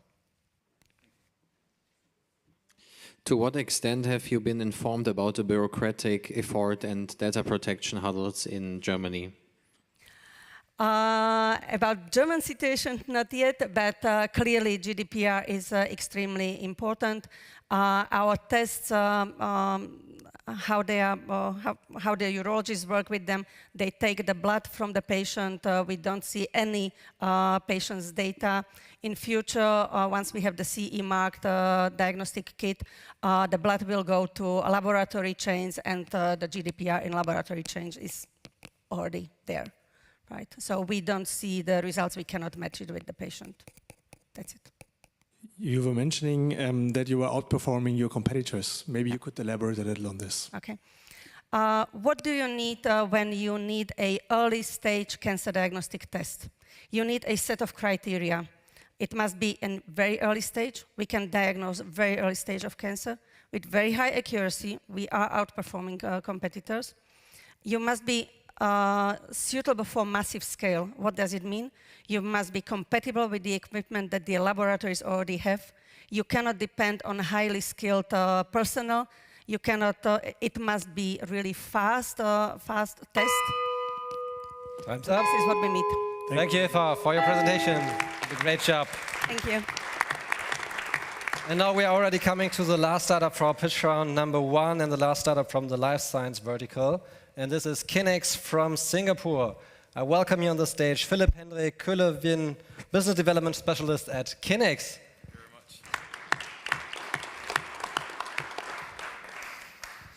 Good evening, everyone. Thank you very much for being here today. I'm Philip from Kinexus. Kinexus is a Singapore-based AI-driven digital health platform and wearables company with a mission to enable and empower people for mobility and a better quality of life. We are looking at addressing the world's musculoskeletal problems, but our initial focus is on total knee replacement surgeries, and around 4 million procedures happen annually worldwide. We're introducing 2 product lines for MSK Health, but today we're going to focus on Kimya Recover for acute knee patients. Kimya Recover is a recovery management tool for total knee replacement surgery patients, enabling home-based recovery and reduction in post-operative visits and complications. It comprises of a unique wearable device, a patient's app, and a clinician's dashboard, monitoring key factors towards full recovery, such as range of motion, wound healing, and functional mobility. The device has achieved excellent utilization rate of 86%, with over 10 hours of average daily wear time. 70% of patients who used the product recovered sooner than those who did not, and 100% of wound issues were addressed. The expected savings per patient are around 800 euros. The device has achieved FDA approval and the European CE mark. This has been validated against the industry gold standard and is built on a strong IP portfolio with various patents registered with international offices. The device sells at 500 euros per kit to distributors and providers, and a per patient service fee between 100 and 300 euros. Our competitive advantage lies in our ability to detect fixed flexion deformity, our AI-based wound complication detection, our haptic feedback, and gamification incentivization, which other competitors do not offer. Our traction. We've generated 0.3 million euros in the last financial year and are projected to generate 1 million euros in the current one. We've sold in 7 countries so far with 5 implant manufacturers. We've also generated over 1 million euros in key grants and contracts in the last financial year and have struck key partnerships with hospitals such as Singapore General Hospital, which is the largest hospital in Singapore. And we have also achieved recognition such as the Johnson & Johnson Quickfire Challenge Award and the James Dyson National Award. The team is built on a combination of energy and expertise with experts in orthopedic surgery, artificial intelligence, finance, and global medical device companies. We also have various clinical and industry experts in the board. We are currently raising a Series A of 5 million euros to globally launch our second-generation Kimya Recover product, generate novel clinical data in Asia, US, and EU, and generate multi-million euros in revenues in the US and EU markets. Thank you. Thank you. Before the time. So, jury, please. Although we have great chairs here at NRW Bank, I could see myself in the first picture where someone was grabbing his bag. Is there any future, you said your product focuses on knee issues at the moment. You're focusing other parts of the body in the future as well? Yes, correct. So the device I just talked about, the Kimya Recover, is for total knee replacement surgeries. But as I mentioned before, we also have a digital platform, which I did not touch upon today because of the limited time. But that's focusing more towards general MSK problems. I don't know if I can show you in the first slide. We are looking to move upstream. So our initial focus was on total knee replacement surgeries, and we are looking to move upstream to chronic joint pain and general musculoskeletal pain. Unfortunately, I see a huge potential in the first picture. Yes, great. In how far do you support patients beyond the process after using Kimya? What do you mean exactly? Like after they have rehabilitated? Yeah, correct. So we don't support the patients because they're fully rehabilitated, but the device goes back to the hospital and then gets cleaned and everything, and then prepared for the next patient. Yeah. Do you build the devices yourself? Yes. In which way do you plan to enter the German markets, and which customers would you focus on? Yeah, we're currently figuring out how we fit into the system, and we are basically looking for, apart from the funding opportunities, for hospitals and key opinion leaders to form collaborations and start clinical trials here in Germany. 500 euros doesn't sound too much. Would I be able to buy such a device for myself without a... No, we are currently business to business only. More questions? Yeah? And maybe another question regarding the product. Yeah. You also have then used the data, and can you use the data, for example, for forecasting, or maybe even sell the data you get from the devices? So we are using some of the data to train our AI program with the wound detection, complication detection. So yeah, just to improve the product itself, not to sell. Okay. Yeah, no more questions? Okay. Thank you very much. Thank you for your presentation. Enjoy the break. Yeah, what an exciting first pitch round. I'm really impressed by the startups and the business models they have shown to us. And I think that was a lot of input, a lot of innovation here on the stage, and all of us need a short break now. So we will do a short break now for 15 minutes. So for our digital viewers and for you here in the room, just grab a drink and we will be back here on the stage in exactly 15 minutes. Have a look at the timer. Thanks.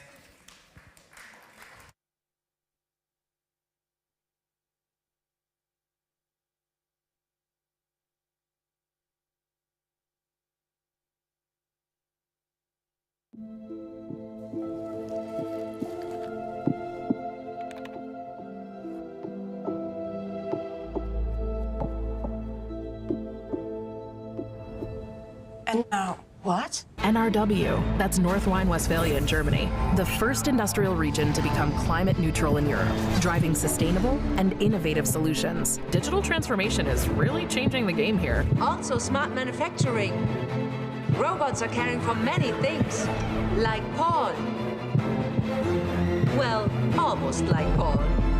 NRW is also the best place in Europe for smart cities and new mobility. And for some of tomorrow's most promising pilots.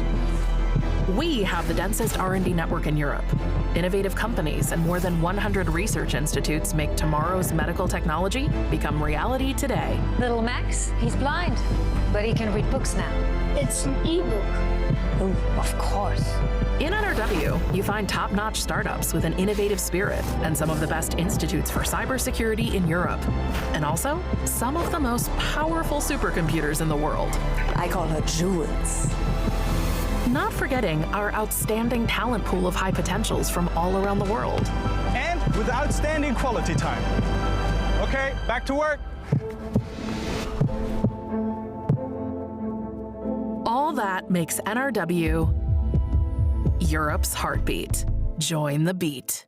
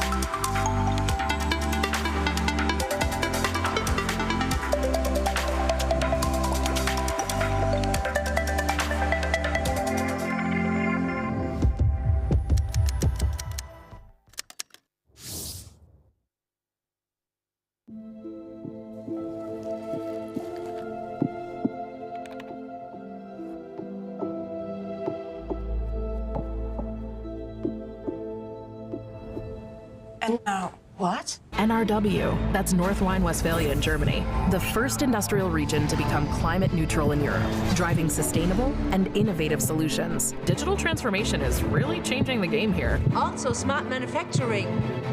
Robots are caring for many things, like Paul. Well, almost like Paul.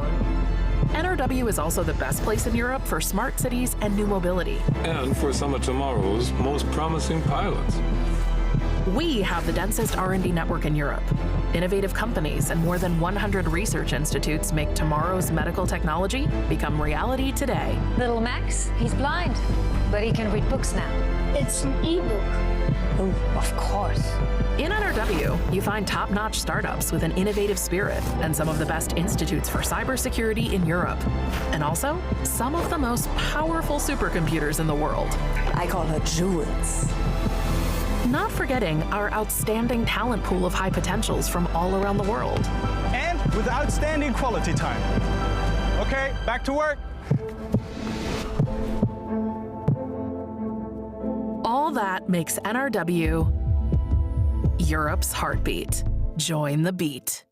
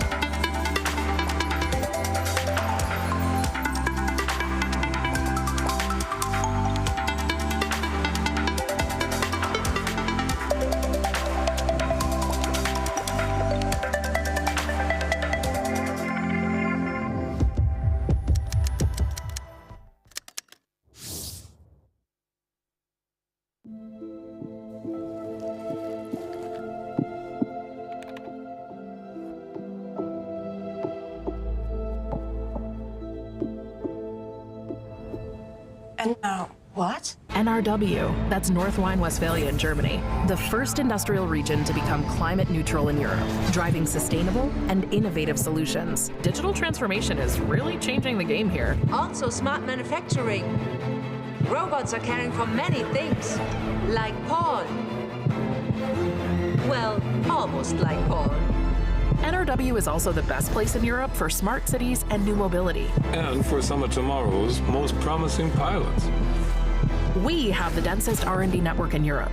Innovative companies and more than 100 research institutes make tomorrow's medical technology become reality today. Little Max, he's blind, but he can read books now. It's an ebook. Oh, of course. In NRW, you find top-notch startups with an innovative spirit and some of the best institutes for cybersecurity in Europe. And also, some of the most powerful supercomputers in the world. I call her Jules. Not forgetting our outstanding talent pool of high potentials from all around the world. And with outstanding quality time. Okay, back to work. All that makes NRW Europe's heartbeat. Join the beat.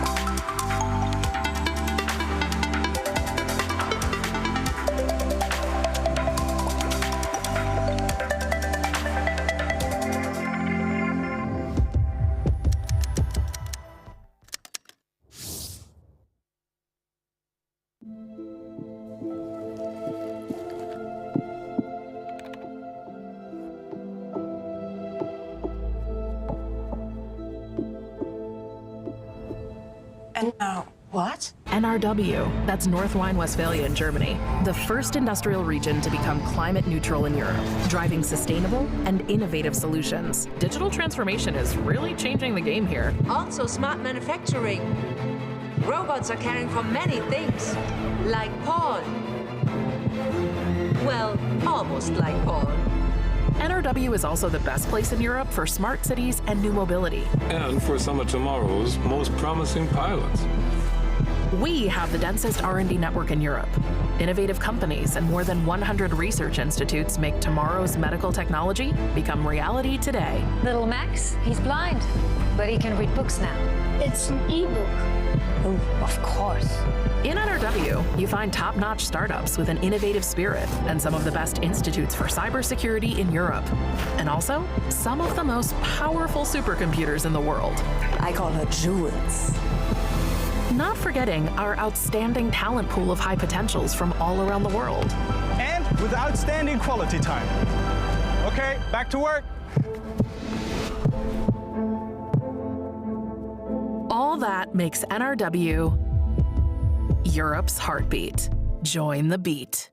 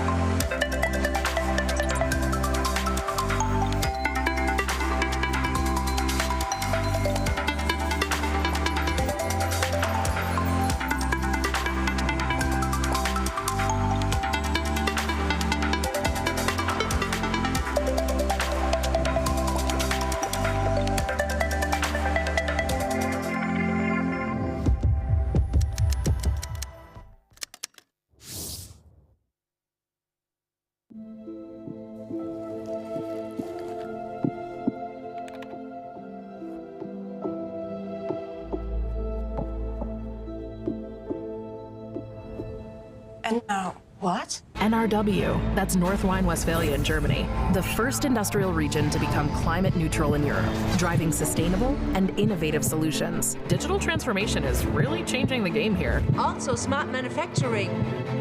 Robots are caring for many things, like Paul. Well, almost like Paul. NRW is also the best place in Europe for smart cities and new mobility. And for some of tomorrow's most promising pilots. We have the densest R&D network in Europe. Innovative companies and more than 100 research institutes make tomorrow's medical technology become reality today. Little Max, he's blind, but he can read books now. It's an e-book. Oh, of course. In NRW, you find top-notch startups with an innovative spirit and some of the best institutes for cybersecurity in Europe. And also, some of the most powerful supercomputers in the world. I call her Jules. Not forgetting our outstanding talent pool of high potentials from all around the world. And with outstanding quality time. Okay, back to work. All that makes NRW Europe's heartbeat. Join the beat.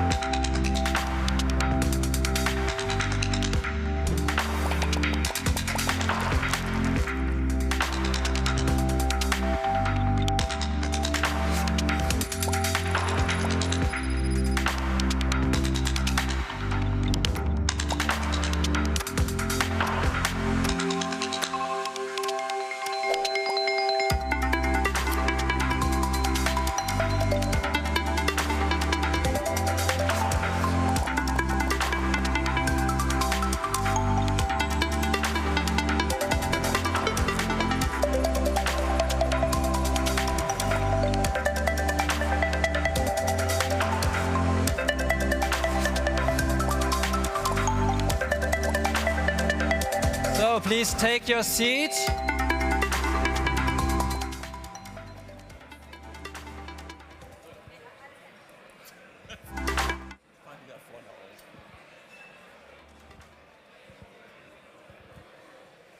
So please take your seat. And for our digital viewers, welcome back to our grand final. In the first pitch round, we just had the chance to get to know 9 exciting startups from the verticals, industrial solutions and life science. And now we continue with 7 more startups from the green tech vertical. And because we are starting, please everyone in the back, be quiet now. Because there's a startup who wants to present now. Okay. So, we're starting here now with the startup Agro Green Tech from Portugal. And I welcome here on the stage Deborah Campos, who is CEO and founder of this startup. Deborah, please, the stage is yours, okay? Thank you. Hi, everyone. So I'm Deborah, and I am the founder and CEO of Agro Green Tech, the startup that tackles the food waste problem. About 644 million tons of fruit and vegetables are wasted every year throughout the world, and 1.5 billion euros are also lost. And this is because of the poor management of food supply chain. European Union already have identified this issue and have launched the Green Deal to push all the companies to start upcycling their wastes. And we have found this opportunity.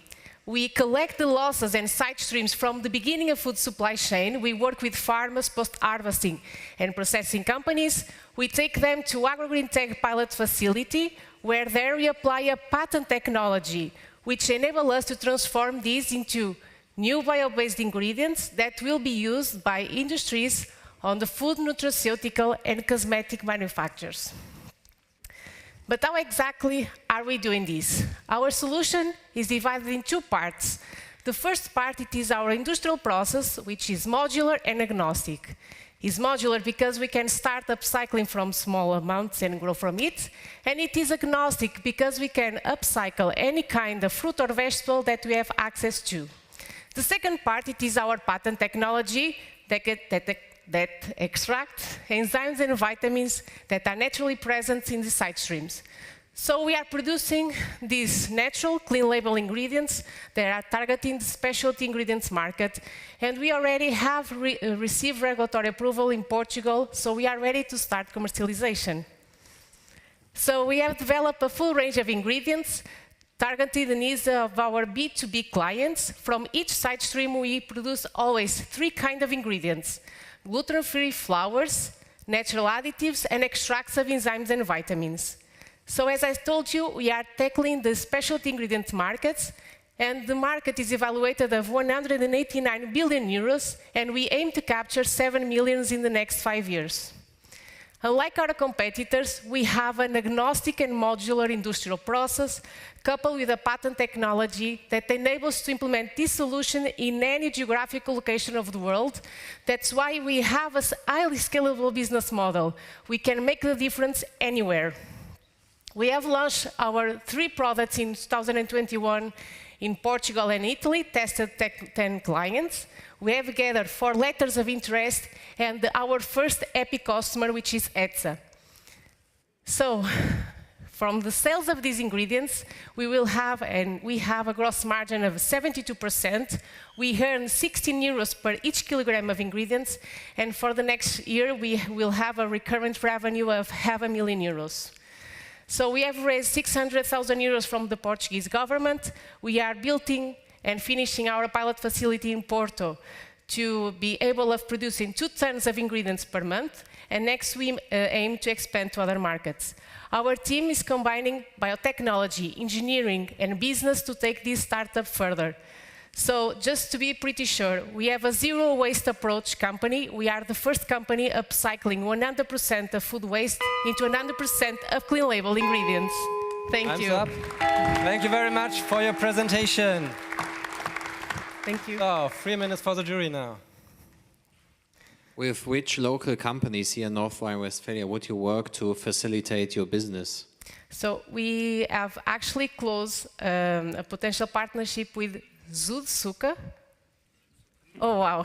I was training this. So they produce sugars and they also sell ingredients. So they are testing our ingredients in the first stage, but because they are a big group with full of fruit and vegetable side streams, we are talking about implementing our technology. So one of the future business models is to license this technology and to grow fast our business. Thank you very much for the great pitch. And my question is, how much of the food waste can you really use afterwards? How many %? So we used 100% actually.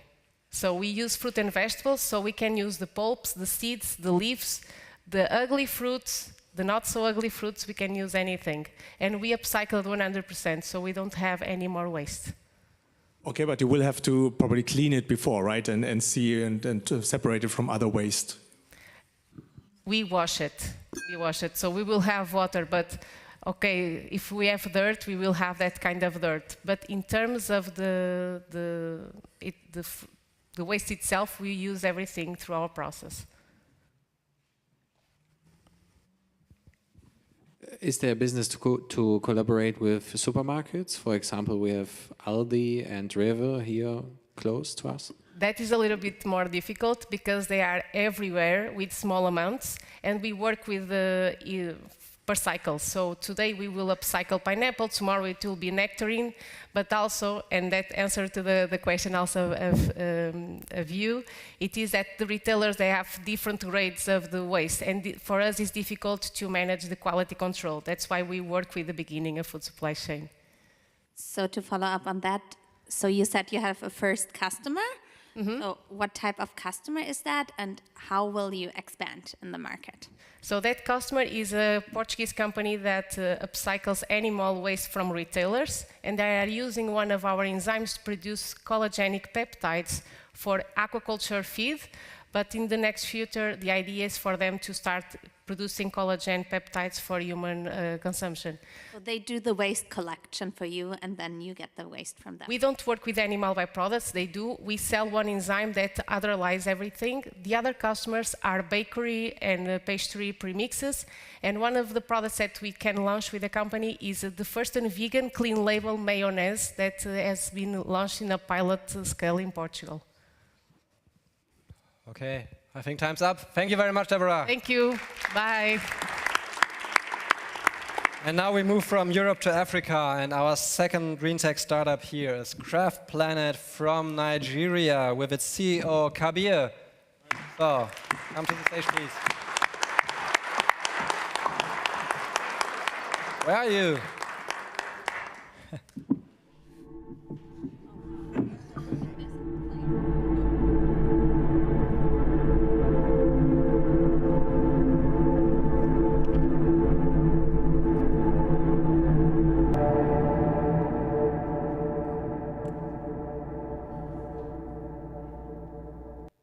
Hi everyone, my name is Kabir Olashebika, founder and CEO of Craft Planet. We are solving one of the most pressing environmental challenges and customer demands for efficient and innovative building. Imagine a world where plastic waste is not a problem but a resource, a world where you can build houses from recycled plastics. Nigeria generates over 3 million metric tons of plastic waste per annum. Plastic waste are non-biodegradable, which means the country would be overflooded eventually if nothing is being done. We are currently facing a 28 million housing deficit in Nigeria. I created 2 solutions to tackle these problems. 1, a mobile web that facilitates the recovery of plastic waste with an incentivizing model. Number 2, to transform every kind of plastic waste into a smart, affordable modular housing that can be assembled in 24 hours. That is sustainable, durable, cost-effectiveness, insulation and energy efficiency, and aesthetics, generating revenue for sustainability, creating employment, especially for community women, and sanitizing the environment in the process. Our target customers are estate managers, building contractors, architects, shopping mall, schools, and eco-conscious individuals. Over 200 million populations in Nigeria, the country's population will increase to 263 million by 2030 and 401 million by 2050, when it will become the third most populous country in the world. We need 1 million new houses annually. In Germany, 84 million population, and we need over 700,000 housing units. Our business model, we have incentive-based waste collection in various communities where we exchange every kind of plastics for foodstuff, cooking gas, and cash for community women, and study materials, that's educational materials for school students. We process all of these waste, we transform it into eco-brick and modular housing. Our traction, since inception, we've been able to train 273 community women on waste sorting and collection.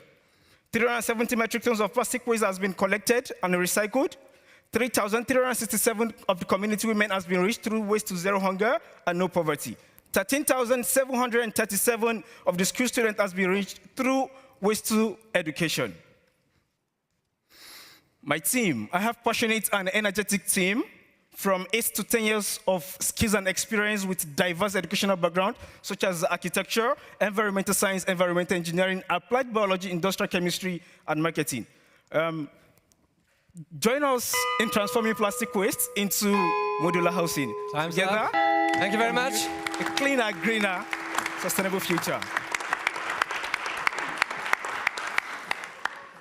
Thank you very much for the impressive pitch. We know each other from the first jury session, and I think I asked the question before. How do you think your bricks could fit onto the German market, since I hope that we don't have such plastic problems as you guys have in Nigeria? Okay, through collaboration and as well as our products are 5 times durable than the cement interlocking blocks, and as well our technology is also to control temperature.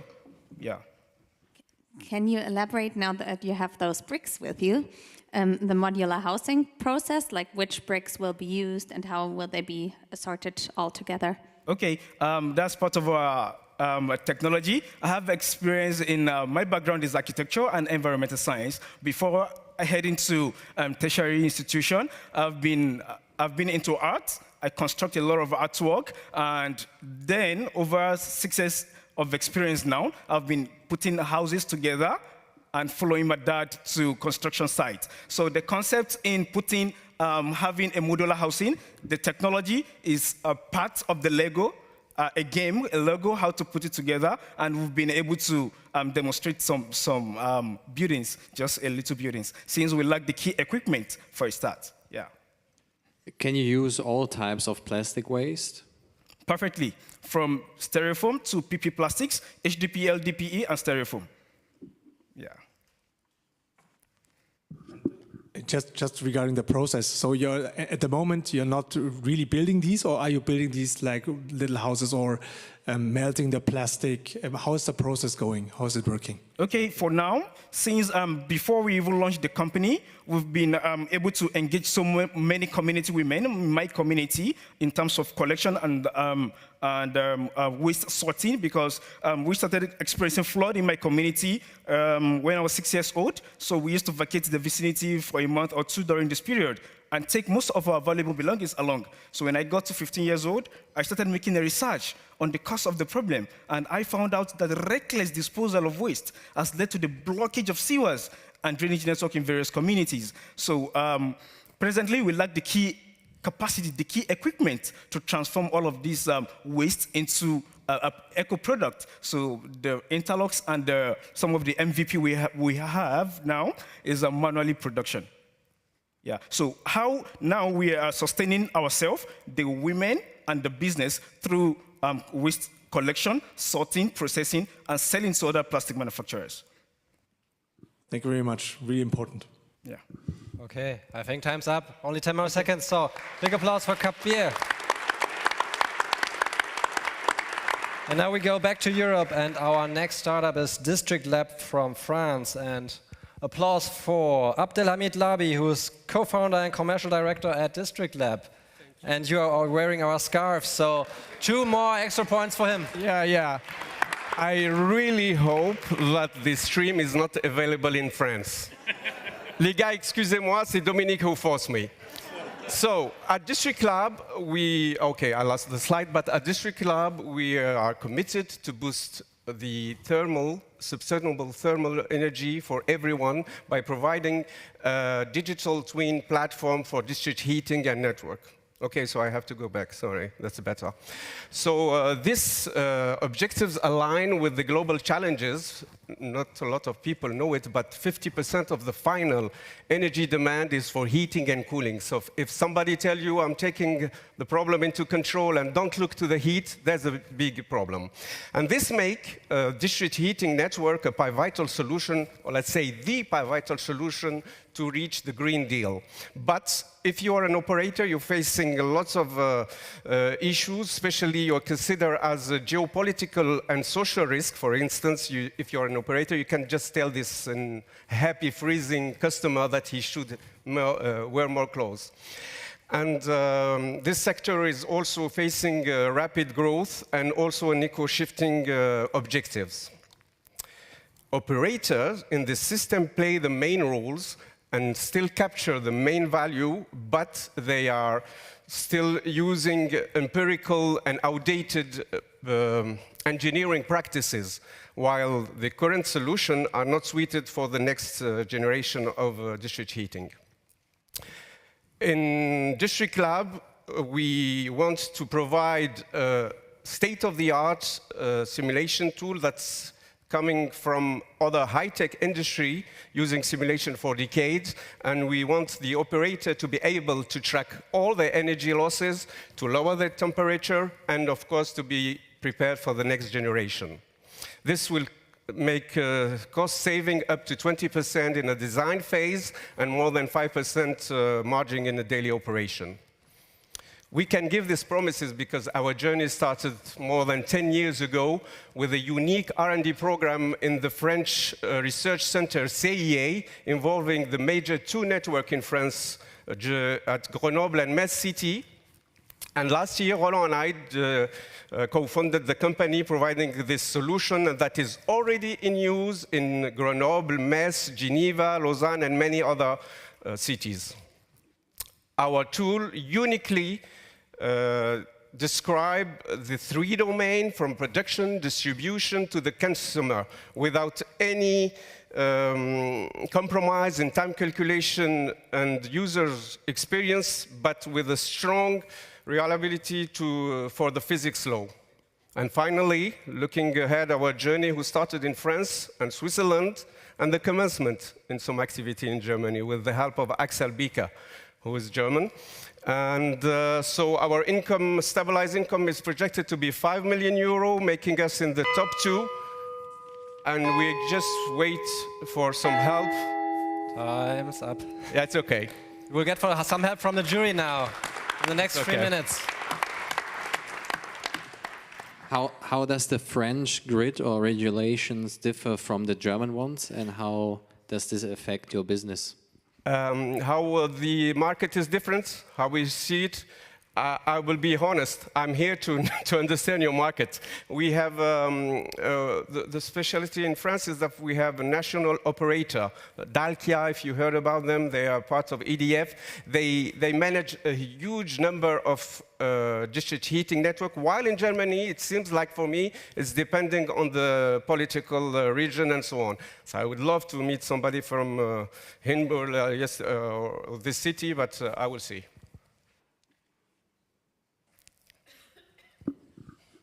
What about the competition here, especially regarding like digital twins of these systems? Okay, so when we talk digital twins, somehow we have two visions.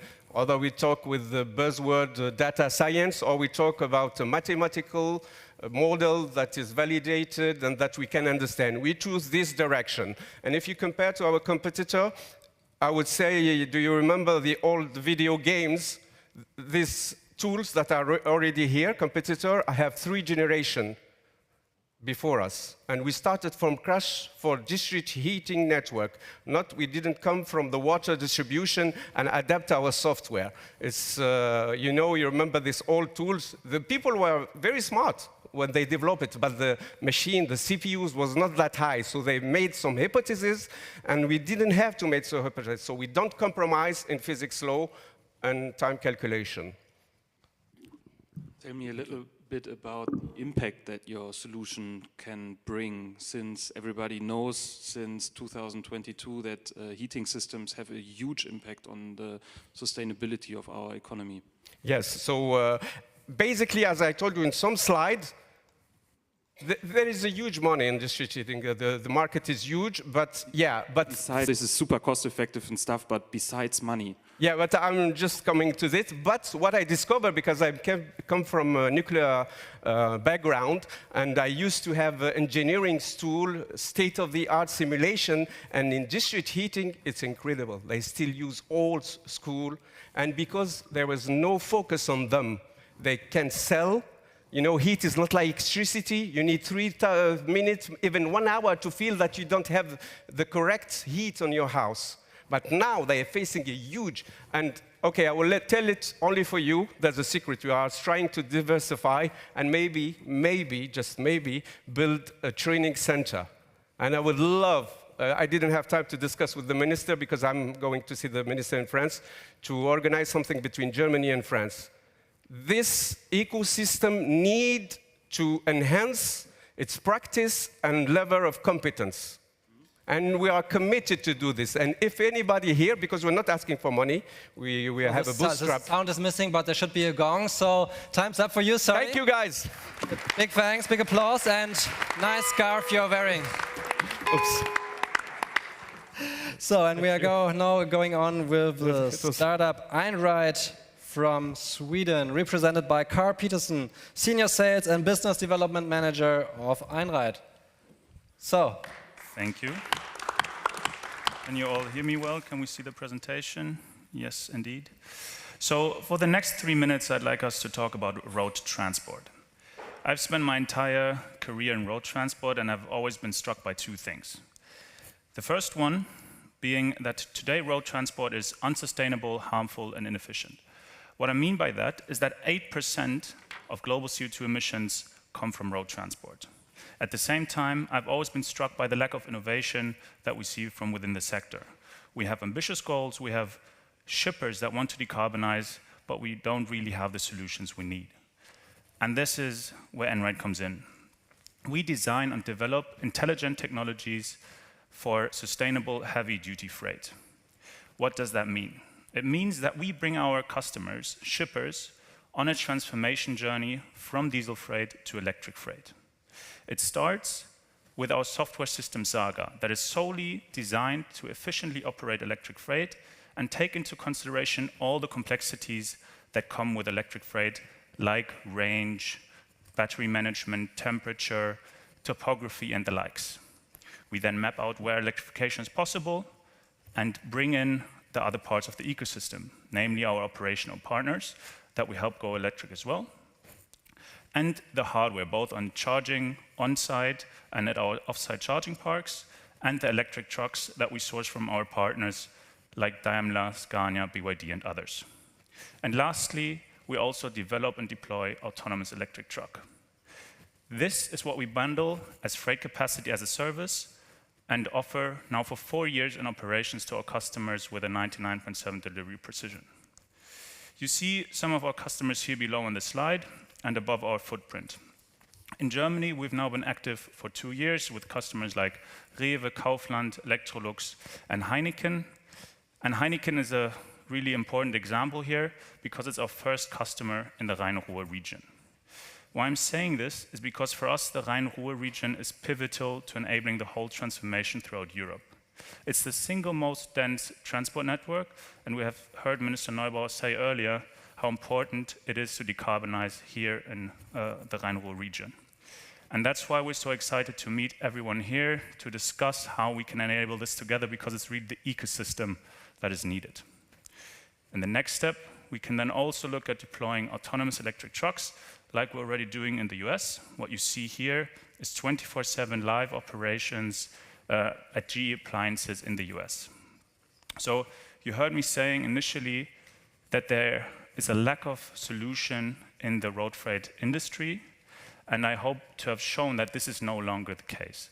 And also in the road freight industry, the future is now ours to create. Thank you very much. Thank you, Carl. Right on time. I hope you could understand me. Okay? For the impressive pitch. This all sounds enormously innovative, but also cost intensive. I would like to know how you guys have been financed so far and what are your next steps? Very much so. So our last funding round was in end of 2022, 500 million euros, of which 300 million were debt facility to enable this type of capital-intensive deployments.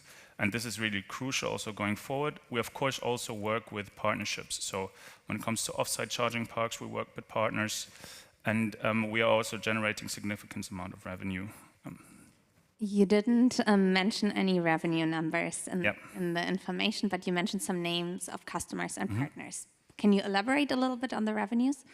Yeah, so we don't publicly disclose our revenue figures, but since 4 years we're in live operations, for example, in the last year we had a 500% year-on-year growth. That doesn't really help when you don't have the actual figures. But the deployments, some of which we can name, are Maersk, for example, should be known as 300 trucks over a lifespan of, or deployed over 2 years. It's always 5-year contracts. So all of these deployments we've seen are over a span of 5 years. Mars is one that we recently have announced. That's again 300 trucks in Europe until 2030.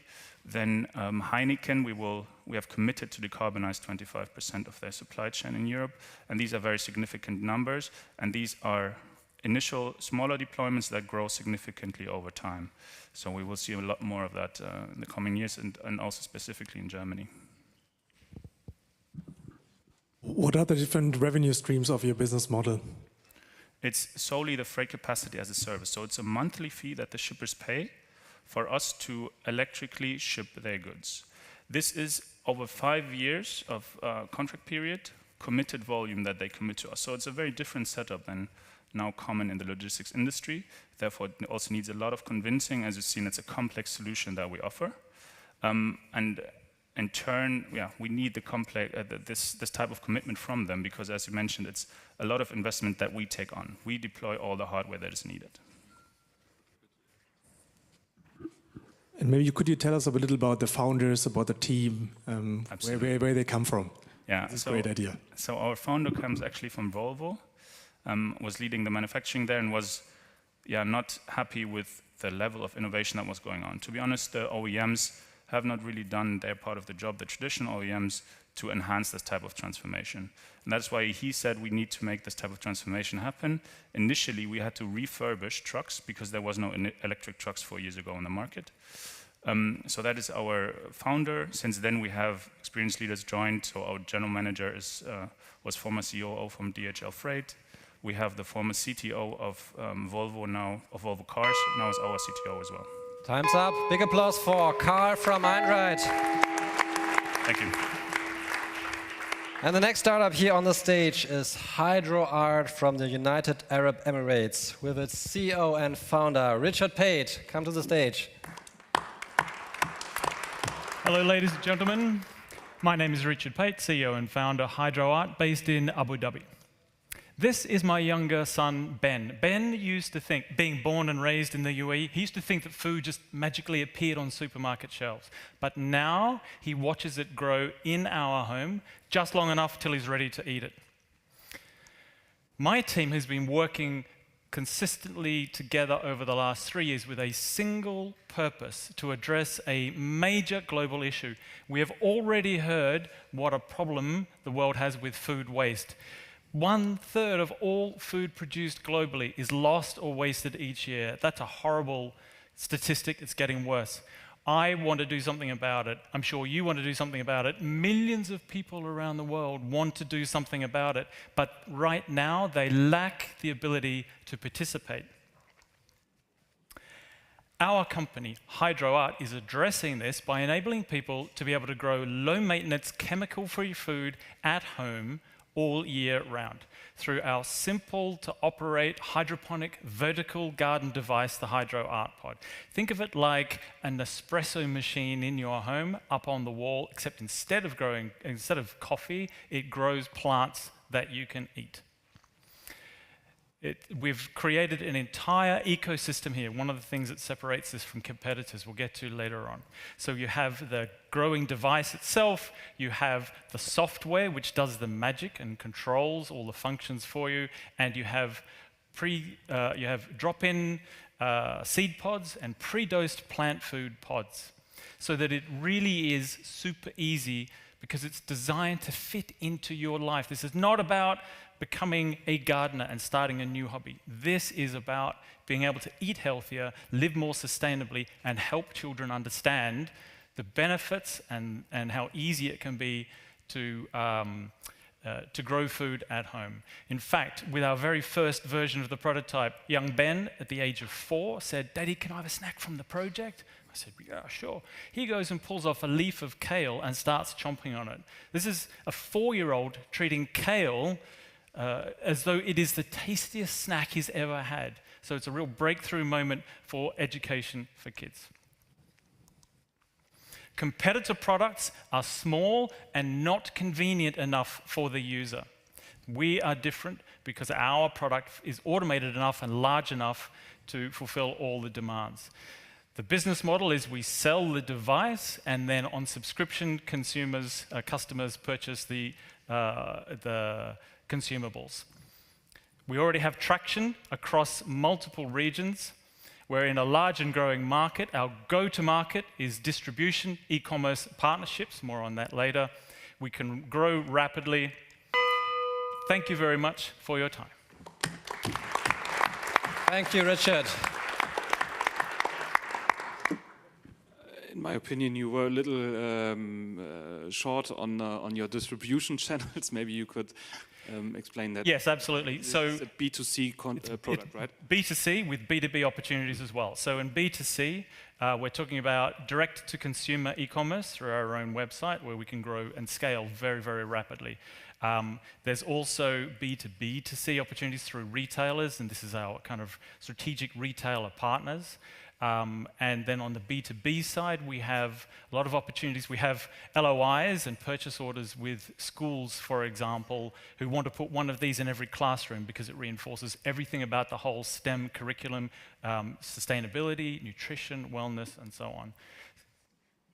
You mentioned that you have to first purchase kind of the pallet, or however I call it. The device, yes. The device for $950, and then you buy the individual seats. $950 is quite expensive for the device, right? Can you break it down a little bit on how long the device will be used and whether the food will be much more costly or how it compares to supermarket food? Sure, yes. The first thing I would say is you can buy cheap lettuce anywhere. You have no idea where it was grown, how it was treated, how long ago it was harvested, and so on. So, to a degree, you're paying a little bit for that food safety side, and given that the target market essentially is individual consumers in the home, and parents in particular, that's a really important, that's our origin story. That my co-founder, who is my wife, invented the device as a solution for our own family, not as a general product to take out to the market. It just turns out a lot of other families have the same needs as well. So the ROI for a typical customer is about 11 months or so, and it's then becomes very, very cost efficient. You're growing enough for a family of 4 for about $1 a day in terms of subscription. How long can you use the device? I would expect that it would easily have a lifetime of 7 years. The most intricate technical components are rated for 7 years of operation, and even then are replaceable. Could you please elaborate a little bit more about what the app actually does? Sorry, about what? What the app actually does? The app is what tells you as a consumer when you need to do something. So this is basically like with an espresso machine. You put capsules in, press a button, and you don't have to do more than that. With ours, you put the capsules in, and then the device will tell you through the app When you need to do something, it'll say, put in a green plant food pod now. That's it. You need to do nothing else. You don't need to know anything. You don't need to monitor and measure and check and all that kind of stuff. Okay. It has a high level of functions as well in terms of tracking plastic packaging savings and Thumbs up. a bunch of others. Thank you very much, Richard. Thank you very much. And the next startup took its long way from Malaysia and its Midwest Composites. Please welcome together with me Setu Raj, founder and CEO of Midwest Composites. Welcome on stage. Good evening, everyone. My name is Setu. I was 16 years old when I first learned about composites, so I went to the States, I got my undergrad, then I got my master's, and then I worked for 3 years as a project manager where we managed projects for some of the biggest mobility players in the world, such as Caterpillar, John Deere, Siemens Transportation, Kinkisharia, and New Flyer. Here I am today to tell you guys about my company, Midwest Composites, where we sustainably engineer biocomposites. So some of the problems in the world today, vehicle manufacturers are looking for sustainable materials. Most of carbon fiber and glass fiber is going to landfills, and this is causing a huge problem. The existing global supply chain is only focusing on flax and hemp fibers, whereas there's other fibers such as jute, kanaf, pineapple, bamboo, and banana that should be considered. So our solution, we have made a high-performance natural fiber textile mat for advanced composites. They give you 70% the strength of glass fiber. They reduce 75% of carbon emissions, and these can be impregnated with a thermoplastic or thermoset resin. So this is how it works. Upstream, then you basically get the raw materials converted into the midstream, a natural fiber mat. We can convert that into components, as you can see, for buses, cars, trains, planes. So we hope that this goes through a circular economy, and we can replace these glass and carbon fibers with natural solutions. So why biocomposites? They give you a 40% weight reduction compared to other materials. As you can see, planes use 50% already. Cars, buses, and trains are only using 6%. This is the gap that we want to take advantage of, especially when the EV sector starts embracing biocomposites more. So the market size, 55 billion in 2030. Transportation, where we're focused on, is 16 billion. APAC, where we're located, is 6 billion. Southeast Asia, specifically, is a $1.5 billion market. So other biocomposite startups in the world, you have Inca Renewtech in Canada, focusing on hemp fibers, Ecoa by Lingrove in America, focusing on flax fibers, Becomp, the flag bearers in Switzerland. They have focused on flax fibers, but they have raised a lot of money. Even recently, last week, they closed a Series C for 40 million. Then there's us, Midwest Composites in Asia, raised 100,000 pre-seed from Indelible Ventures and Scale Up. We focus on kanaf, palm, and jute fibers. This is our team. I have, like I said, 18 years experience. We have our PhD on technical textiles, and then we also have a composites engineer with 8 years experience. We have participated in a lot of accelerator programs, such as the Petronas Future Tech, Hyundai Cradle, JC World Asian Startup Booster, this one, and the Fraunhofer program. So far, we have built shopping carts using this, and then we have also built drone components. Our customers have been very happy with our products. We are doing POCs with SKS Bus, Mass Transit, building stuff for Petronas, and we have a POC with Hyundai. We're also working with WGC, our German supplier, to provide for LIA, a Tier 1 automotive group. We're looking for $1 million for facility equipment, patents, and talent. And this is our dream of the future, to build biocomposites for space travel. So, time's up. Thank you very much. Yuri, please. So you mentioned quite a few use cases. First, you said you want to focus on the automotive industry or general the vehicles, planes, cars, etc. Then you mentioned the shopping carts, the drones, space. So what is your strategy? Which will be your main focus area? How far do you plan to expand the product usage? So usually automotive and aerospace has a really long adoption time. It's usually 5 to 6 years for automotive. Aerospace can be 10 to 15 years. So we're working with SME players to kind of create the movement for us there, but to get to the bigger players will take a longer time. So that's where, at this moment, we're open to working with any customers that are looking for biocomposites, because that furthers the agenda of natural fiber materials being used anywhere. You can make seats, you can make houses. Yeah, we're flexible. Yeah, it's tailored to whatever the customers need, yes. Give me a little better idea of what your customers look like. I mean, you said you have strong opponents from the US, financed with big money. How will you compete against them, and give me a little better idea of like what customers buy your products? Oh, so especially like Southeast Asia and Asia, we're focusing so much on EVs right now. So EV players are something that I would see as a very good market for us, because it's not going to be established OEM players. There's startups that are coming up. They're going to be more willing to change their whole business dynamics to accommodate this, compared to the usual players who are already stuck with their capital equipment and they don't want to change to a different process. So those are the type of customers that we're aiming to kind of create our pathway. Why are you superior regarding the competition? Why are we superior? So there's a lot of agricultural biomass that's located in the Asian region, especially in Malaysia. So locally, like right now, B-Comp and all these guys are importing their flax fibers from either China or Europe, but these are not really agricultural countries. So the supply chain for flax and hemp is very limited. So the moment that they want to go industrial scale, they're going to struggle with the supply chain. Whereas we have a lot of kanaf and jute in Bangladesh, India, and Malaysia. This would give us a huge advantage over them. And what do you expect from entering the German and specifically the North Rhine-Westphalian market? Oh, Germany is the automotive country of the world. So if I want to really get into the automotive sector, this is the location that I need to be in. So like I said, currently we're working with WGC, our natural fiber material provider, and we're working with LIA. So we're hoping that this would give us more opportunities to work with other SMEs in Germany to kind of help us grow and springboard into the OEM manufacturers. And another thing, usually they complain about molded parts being made in Asia and sent here because shipping is too expensive, so they want raw materials, or for me to set up a facility here to service them. So that's kind of what we're looking at. Okay, time's up. Thank you very much. And last but not least, I welcome here on this stage Michael Salvador. He's co-founder and CEO from the startup Mirai Solar from Saudi Arabia. So, the stage is yours. So Mirai is actually Japanese and it means future. So we are creating the future of solar. And for us, the future of solar means solar everywhere. And we think that's possible with Mirai's clever solar energy solutions. The reason why we created the company in the first place was to actually fight what food production systems are doing today, which is creating about 1/3 of global greenhouse gases and depleting 70% of fresh water.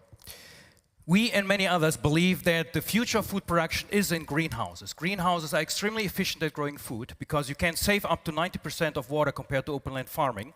And you can also grow the whole year. So you can produce 2 to 3 times more compared to open land farming. The problem with greenhouses is that they are extremely energy intensive. And we are on a mission to revert this and to make greenhouses more sustainable. And in order to do this, we created the Mirai screen. The Mirai screen is a one-of-its-kind, retractable and programmable solar panel that provides ideal shading and electricity generation. And this is important in the context of greenhouses, and as you can see, this is an example of our installation. This is sitting at the moment in Saudi Arabia. The user can measure live the electricity generation, feed this into his business model, and then see how he can reduce his operational savings. What is important here is that we have demonstrated with data that we can create net zero energy greenhouses in food production in desert regions. We are not only limiting ourselves to greenhouses, we are also developing systems for open fields, and we are very excited about this project, which is currently being built in Germany with our panels. One of the companies, Novaverde, is actually a company based out of Münster in NRW, and is one of our partner companies for the integration of these systems. We are looking much beyond agriculture.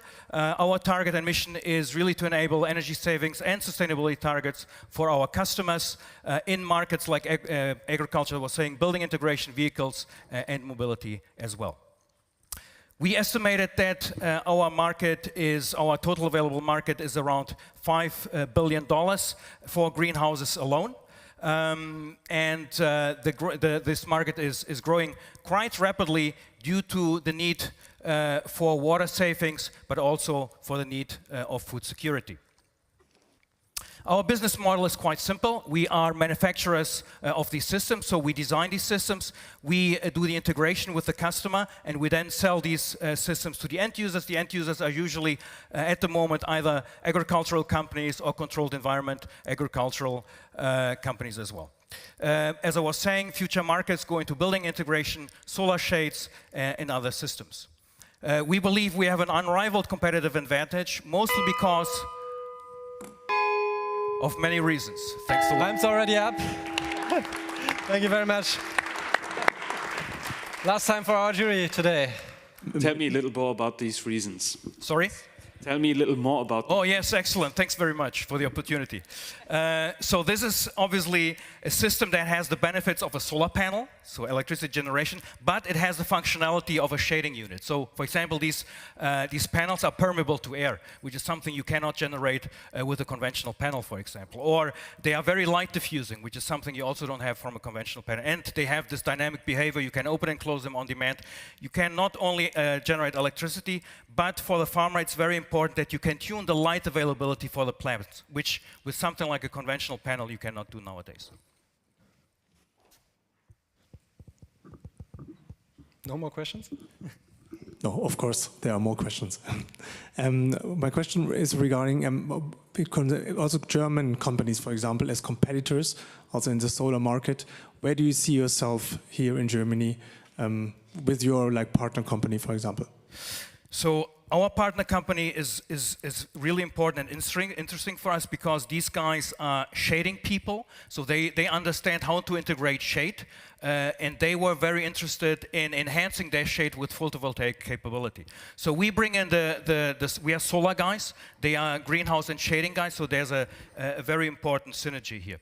In terms of competition, I don't see really very strong competition, particularly because of the retractability of the system that is quite unique in the world, actually. And the main use case were the greenhouses. Well, so we're less strong in greenhouses compared to, for instance, the Netherlands. But you said there would also be other applications in terms of rooftop solar. So at the moment, really, we're focusing on greenhouses, and you're right. We're actually working with Dutch companies as well, so we don't have to. We're not limited to certain regions, but we are interested in open field as well. And if you think of open field, the synergy between agriculture and energy, then you can think that the market is really massive. Could you elaborate a bit more on the expertise your team has and how big your team is? Yeah, so we are originally solar guys. We are all solar engineers, and we added to our team people like Steve and Mark. Steve is a finance guy, so he's our CFO, very strong financial background, worked with many startups in the past, San Francisco-based, Silicon Valley. Mark as well. He's actually a banker and a lawyer, and has a lot of experience with integration of systems in agriculture and energy as well, so an expert in that field as well, but from a finance perspective and business perspective. 20 more seconds. Maybe a short question regarding your revenues or your projection there. Yeah, so this is our projections, very slow in the beginning because we have to go through some milestones, particularly things like certification, ramping up manufacturing. Our target is around 30 million actually in year 5. I don't know if you can see that, but our target is 400 million after 10 years. Thanks. Big applause. Thank you very much. Yeah, wow, what great startups, what great innovations. All of our startups did a fantastic job, so please, again, a big applause to all of them. And I have not the slightest idea who will win today. A very hard decision for the jury, I think. And while the jury is now consulting and leaving, we have the next highlight here on the stage for you. We start with an introduction to the keynote held by Felix Neugart, CEO of NRW Global Business. NRW Global Business has been our partner of the Startup Germany tour since our first tour in 2017, and with that is a very big supporter. So Felix, thank you very much for that. And after this introduction, he will hand over to a keynote by Philipp Kamp, co-founder of Aux Money. Scaling from Dusseldorf, the international impact of Aux Money will be his exciting topic.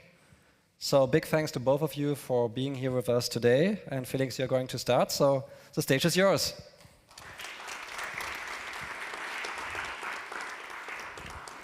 Thank you so much, Dominic. And I mean, it's been a long day and a very intensive pitching session, and I'm very well aware that it's Philip and me now that is between you and the great final winners ceremony where the prize to the best startups will be awarded. And I think the guys in the jury, they have a really very tough job. Huh? I mean, you did all great. These were great pitches, great ideas, great companies. And actually, if this were up to me, I would give all of you a prize. So I'm really thrilled by this pitching session. Now, my name is Felix. As Dominic pointed out, I'm representing NRW Global Business, which is the trade and investment agency of the state of North Rhine-Westphalia. We're responsible for this claim that the minister mentioned in her speech, Europe's heartbeat. And we very much believe that we have a lot to offer to startups from all over the world. When it comes to business potential, in terms of B2C business, we have a huge share of the European consumer market, 160 million consumers in an area of 500 kilometers around Dusseldorf, around this city here. When it comes to B2B business, we have over 700,000 SME companies who are very much interested in doing business with young, innovative companies. We have 1/3 of all the hidden champions in Germany, so I think this is really huge business potential. We provide, I think, very privileged access to R&D. We have what we call the largest R&D network in Europe, 68 universities, 110 research centers, research facilities. So this is, I think, a great innovation landscape for you to partner with. And third, I think we are also a great talent pool. On these universities, we have over 770,000 students. So if you're looking for talents to grow, to scale up, I think this is the place for you to be. Now, what do we do as NRW Global Business? We support startups. First of all, startups like you coming from abroad, interested in setting up shop in our state. We have a number of instruments to support you. First and foremost, the Startup Welcome Package, which has been mentioned by my colleague, which will be a financial support, but also support and advice if you decide to spend some time here, some months here in North Rhine-Westphalia. And of course, we support also a number of other activities, including this Startup Germany tour, which we have been supporting from the very beginning. But we also believe in a two-way traffic in internationalization. We also support startups from NRW to go abroad. We have a number of road trips to come to other countries to also show our homegrown startups what the world has to offer. And I think we are quite successful at this. NRW is a very much growing startup location, and we have a very high rate of startups who are very much satisfied with the environment here and are very much willing to grow. And with this, I would like now to hand over to Philip, who is representing Aux Money, a very successful scale-up, so to speak, now from the city of Dusseldorf, a digital lending platform for consumer credit, but he will explain this much better than me. So I would like to ask you not the last time, but one more time to give a big hand to Philip and his keynote on Aux Money. Please.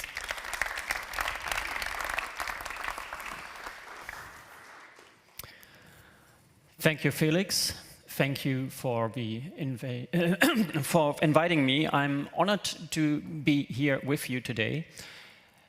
I was sitting here like the last 1.5 hours, and saw that everybody is coming from abroad to present here, to do business in Germany with German companies. And the funny thing is, we did just the opposite. So we founded our company here in Dusseldorf. The name is Aux Money, and I tell you about our founding story. But also, we figured out that we needed international help to grow our company. And this is really funny, because now you are coming from abroad here, and we went abroad to fulfill our dreams and building up Aux Money. My name is Philipp Kamp. I'm one of the co-founders of Aux Money, and let me tell you how our journey started. Aux Money currently is one of the leading fintech companies in Germany, also in Europe. We have more than 250 employees just sitting next door. I just walked here from my office for a 3 minutes walk, so we're in the middle of Dusseldorf. We are providing loans to consumers and small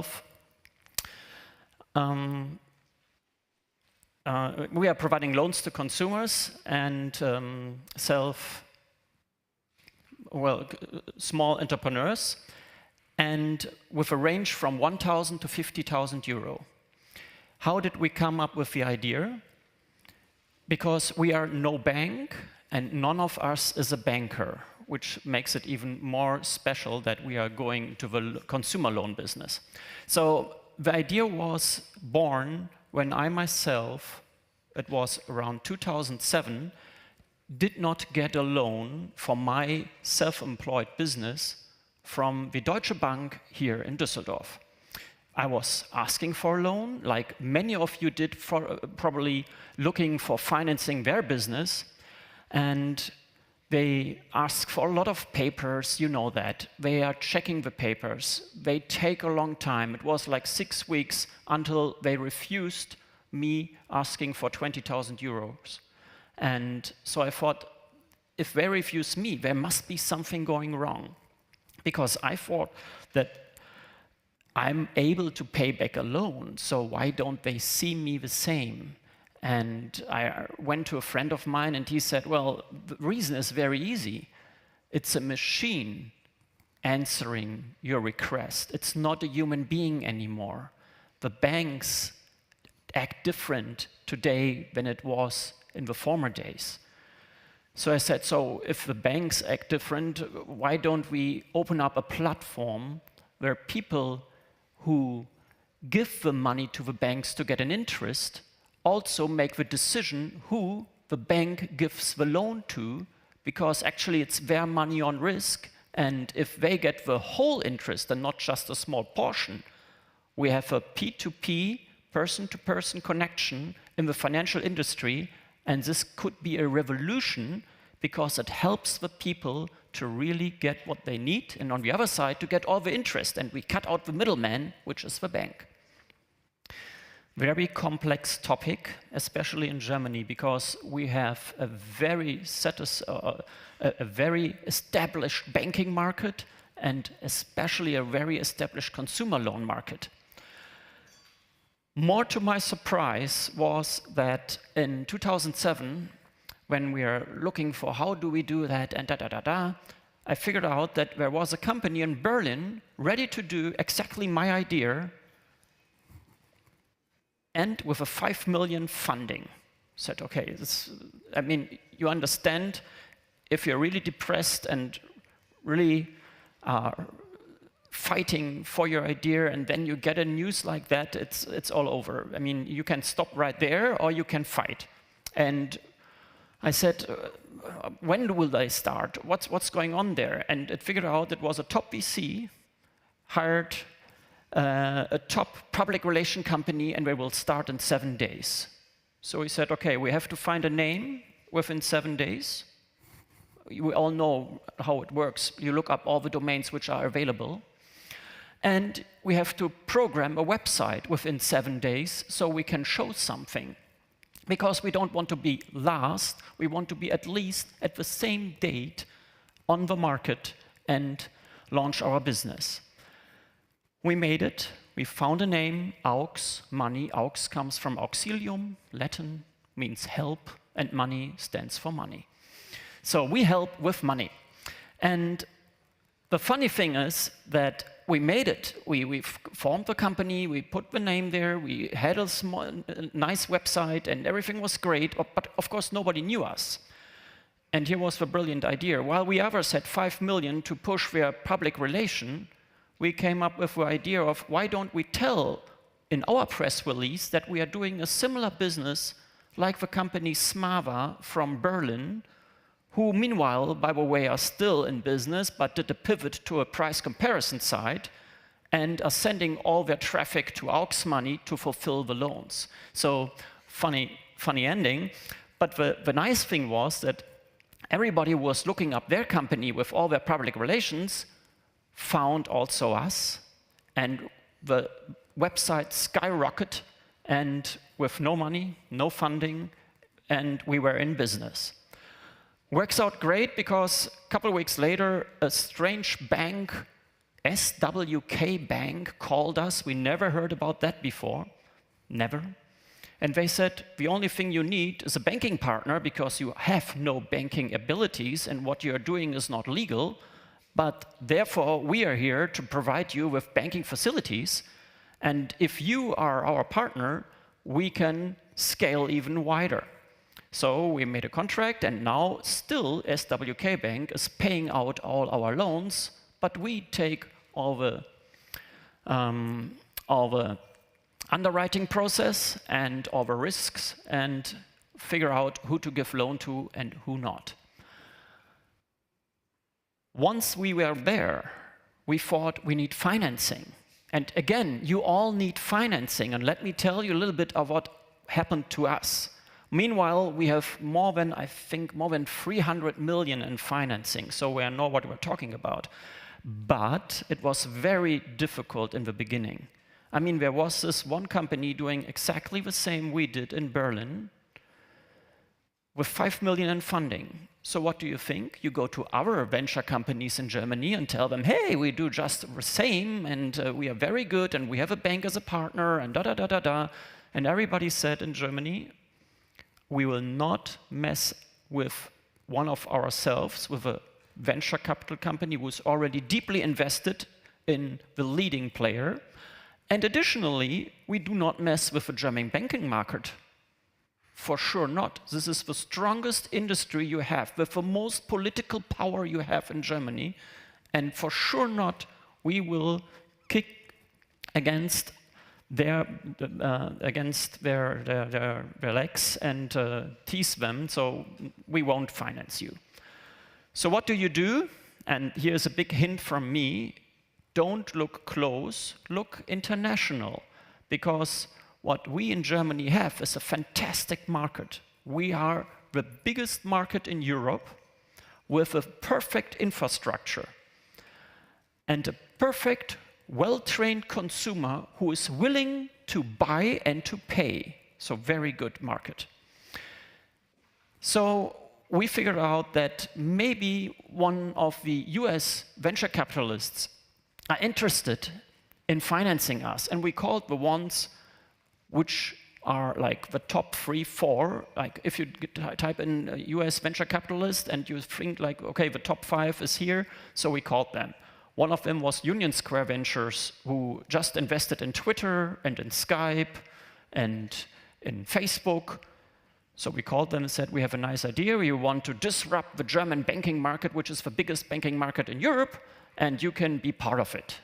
And they said, fly over here, present the idea, we like it. Disruption is great. Again, in Germany, no way we don't want to disrupt with the German banking market. But in the US, disruption is great. Currently, we have, I think, 6 or 7 venture capitalists from all over the world but Germany. Paris, Geneva, London, San Francisco, Silicon Valley, and New York. Non-German. Even our main shareholder, a private equity company, is not coming from Germany, although we are well known in Germany from our TV spots, but of course not from the financial landscape. Although currently we're doing 1.4 billion in loans per year, which is a lot.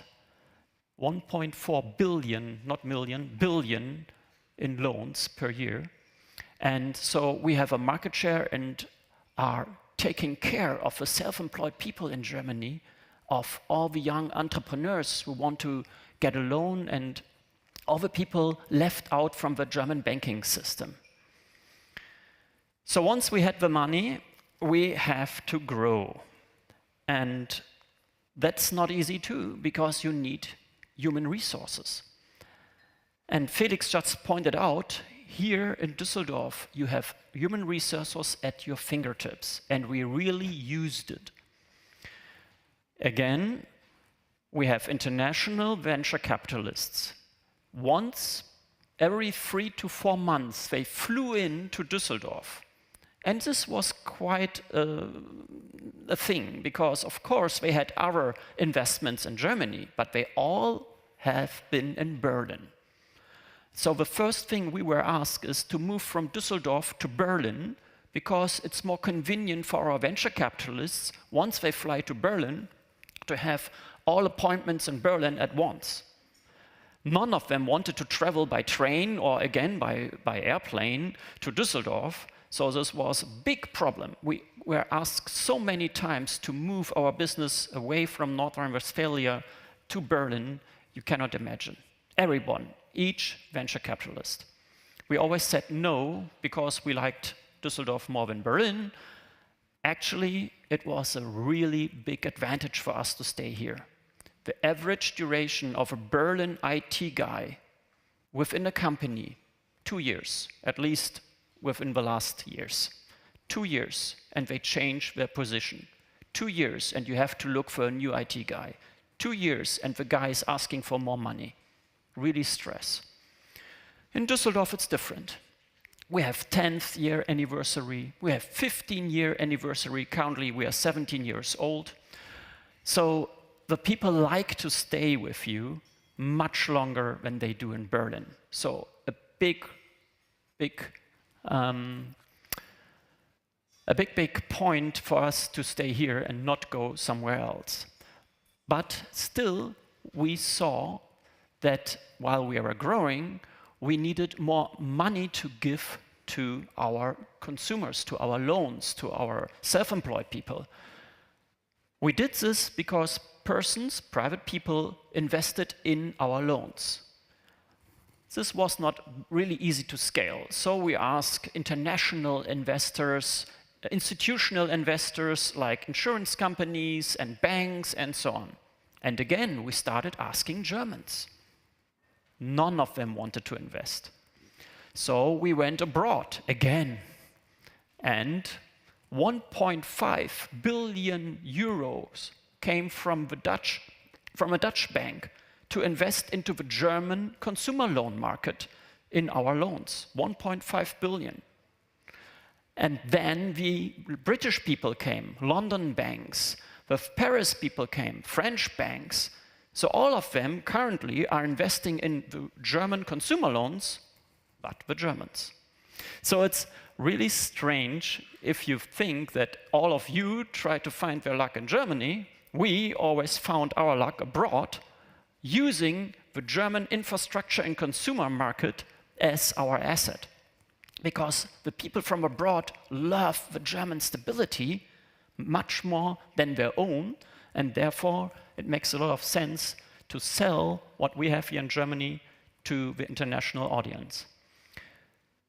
The same with the employees. We have more than 20 countries, our employees come from more than 20 countries. So we figured out that we have to set up English as our corporate language. So all our business presentations are in English, all our all hands, all our all documents and so on, they are all in English. And this helps a lot because everybody understands. But still, we now even have 3 offices. One is in Dublin because of our financial guys and for tax reasons. One is in Malaga, perfect IT infrastructure. You find a lot of IT guys there. And one is in Budapest, also good for IT. So with 3 international hubs, the headquarters in Dusseldorf with people from more than 20 countries, we are truly an international team meanwhile. And the thing is that we then thought, okay, we need a real big building because we were spread over 3 offices in Dusseldorf and we all wanted to move into one office. The problem was we signed a contract to lease a big building because we were aiming to 300, 400 people, and then Corona hit us. So we had a building and nobody was coming to the office anymore because everybody was in home office. Which helps a lot, again, to get good potential resources like IT and developers and also our prospects all over Germany because they can work from home now. But it ended up that we had open space, and there we came up with our next idea. Why don't we invite startups into our office to sit there and work with us, because we are already established and we have space, and that's how the so-called Tech Hub K67 started. It's a Dusseldorf thing where you get 6 months of free desk and free office space if you qualify. We have some criteria just next door, and it would be great to see you there because I mean, it's a perfect location, and you are not committed to a long contract. Actually, one of the things I really suffered from, because always if you wanted to move into an office, they ask you to sign 5 or 10-year lease, and the thing is not the risk. The thing is, if you are outgrowing. If you're growing too fast, you have to move out. If you're growing too slow, you have to move out. So the probability that you are really hitting in 5 years the number that you need, or in 10 years, makes no sense. That was the reason why we had 3 different offices all over Dusseldorf.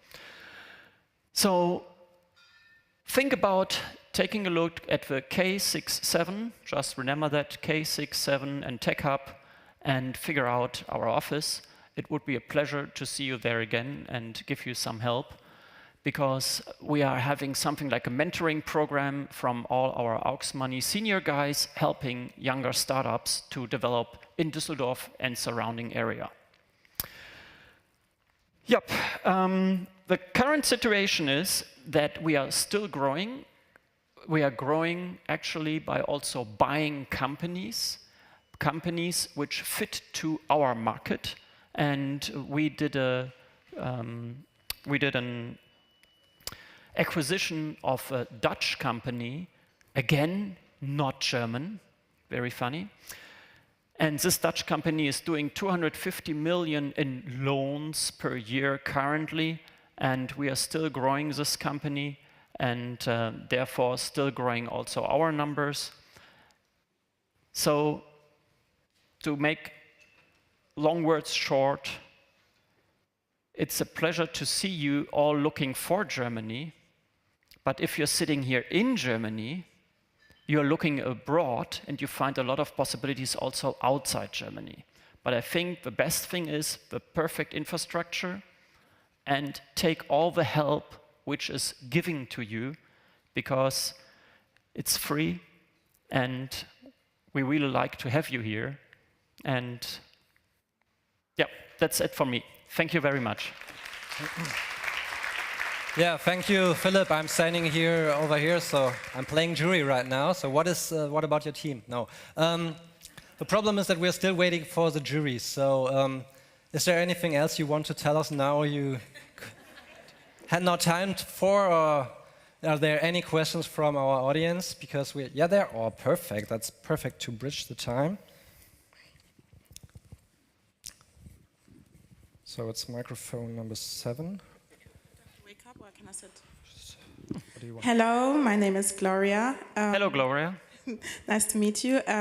Very good presentation, and I really can relate with the challenges you face as a fintech. I'm also a fintech founder, enabling access to healthcare and financial inclusion in emerging markets.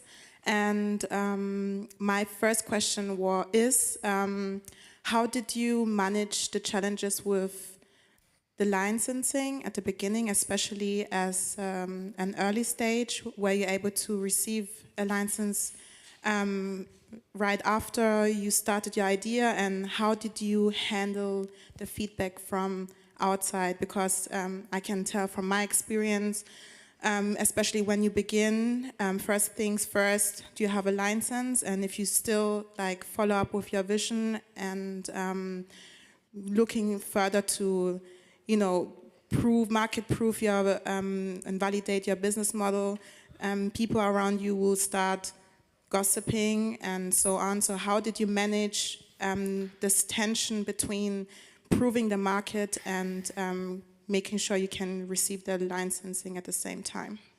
Thank you. You mean the license to do the business as a fintech? Exactly. Yes. Yeah, there is none. That's a problem. You have to be a bank in Germany to do lending business or some other money-related business. And of course we knew that. But we thought maybe we can buy something like an Australian banking license for $10,000 and convert it to Germany. Didn't work out. Then we figured out, wow, there are some also banking licenses somewhere in Asia, like in Singapore and in Hong Kong. Didn't work out. So we asked our lawyers, how can we make that? And they said, as long as you are not commercially active as a lender, so you only give away, I mean, you give a loan to him, no problem. You give a loan to him, no problem. But if you give a loan to everybody in the room, big problem, because when you're commercially active. And so we said we only make one-to-one relationship. So one lender had to invest 5,000 euro to give to one person 5,000 euro, which of course is a big risk. Currently, people can give 25 euro and give it 25 to each of you, and you all get a loan because we have a huge customer base of lenders. So the risk is split. But this only works with a bank. And as I said in my keynote, we started with no idea. We had 6 days to come up with everything. We even didn't had a license. We just thought it takes some time until they get us, and by then we find a solution. So that's how we did it, big balls. No, for sure it was a luck that a couple of weeks later the SWK Bank called us and said, what you're doing is totally crazy. You can do it much better with us providing you the service of getting our license. And there are in Germany at least some companies who give you the license for money. To follow up with my question, how do you support startups in your incubator, accelerator? Yeah, we just provide the room, like the office. But with the city of Dusseldorf together, we founded the Tech Hub K67. And they are the ones who figure out who's able to go there and who can sit there. And all I know, it's always 6 months. And if you still want to stay afterwards, you can do so, but then you have to pay per table. But the first 6 months is free. Okay. Thank you very much, Philip. Thank you very much. Great keynote. Thank you for being with us here. Thanks. Great. Thank you. So as you have seen, our jury is back. So our startups are excited. Are you? Okay. Yeah. So first of all, to all our startups, all of you did a fantastic job. And regardless of the jury's decision, you will take home valuable contacts and a lot of impressions here from the event and from your whole time in NRW. And please, again, a big applause to all of our startups.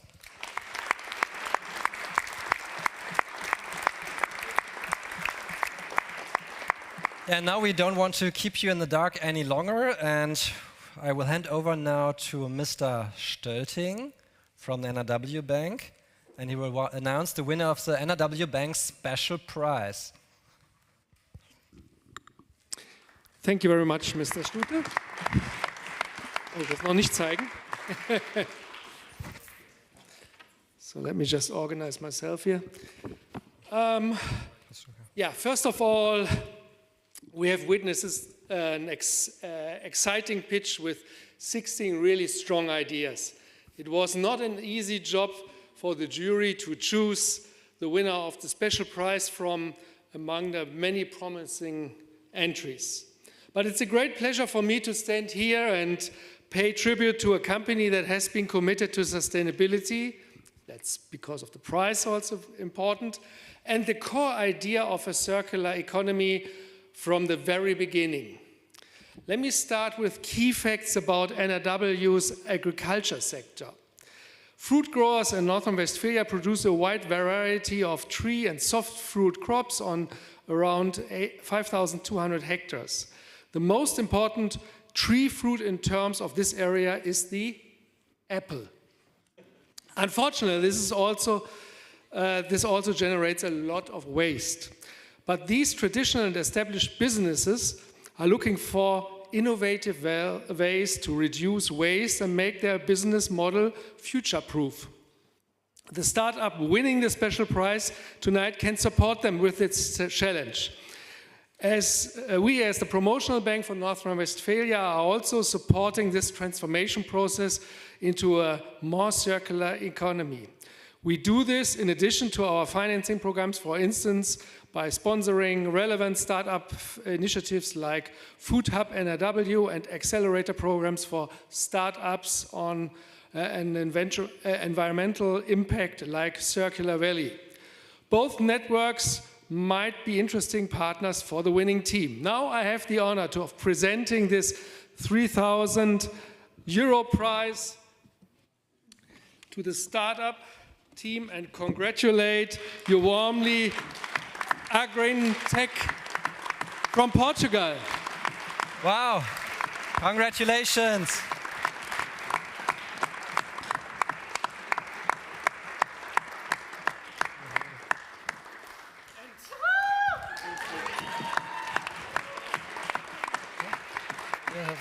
Das Foto?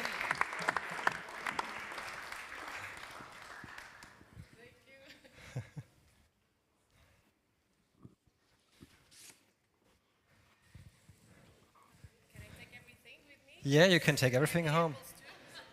It would be very interesting to get the check into the plane, but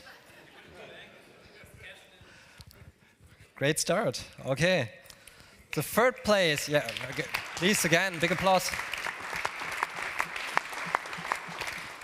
And the third place is now announced by Dr. Mittelstädt from IHK NRW.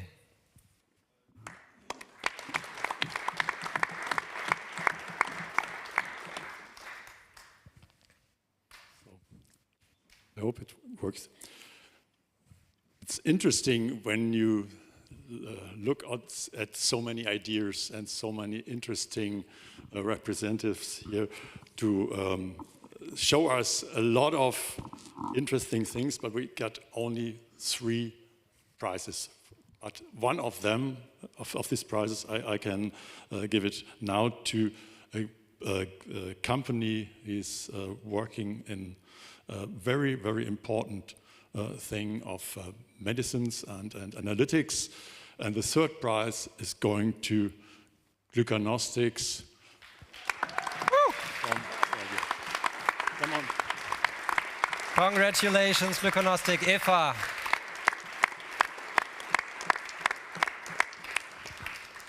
Thank you very much. Congratulations.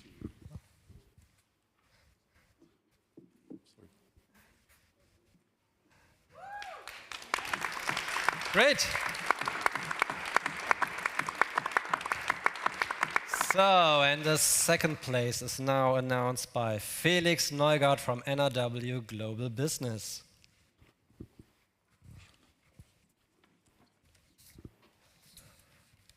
Ladies and gentlemen, tension is rising.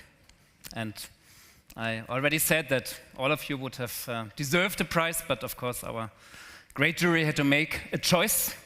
And now it's on me to announce the second prize. It's a company which engages in a key technology, key future-oriented technology, not only for Germany as a whole, but also for NRW, as we have a huge supplier landscape and also a huge R&D landscape, talking about electric mobility, talking about batteries, of security in batteries. So the second prize goes to Elventech from Georgia. Warek. Wamek, big applause for you.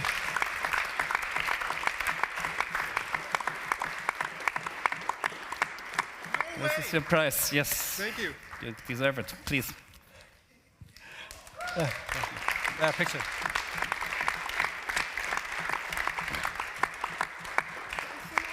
Congratulations. Yeah, and the honor to announce the first place has now a new face on this stage. I welcome here Dr. Tobias Traupel, Director General for Europe, Law and Foreign Trade at the Ministry of Economic Affairs, Industry, Climate Action of the state of North Rhine-Westphalia. Dr. Traupel, together with your team, you are a big supporter of our tour, and now you have the honor to tell us who's the winner today. Thank you very much. What a great audience tonight here, and what amazing presentations of all competitors here tonight. So it's really difficult to choose one single startup company to gain the very best prize today and this evening. And the prize goes to a company from the vertical life science, because the most important aspect of life is health and wealthiness, and we were very impressed, and the jury was very impressed by a company that helps the blind to see, not only the blind to see, but gives a lot of opportunities for different uses of artificial intelligence, virtual reality for the sake of human mankind, and we are very proud that this can happen in Dusseldorf. And so, the first prize goes to Lumen. Ronald.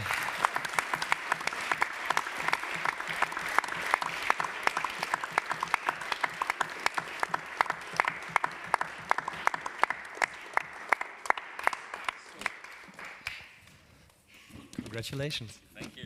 You deserved it. So there's the... How do I carry this?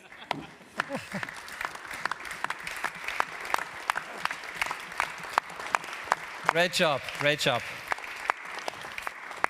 Yeah, and there's a surprise here now, because we have another special prize who was a spontaneously decision by one of our jury members.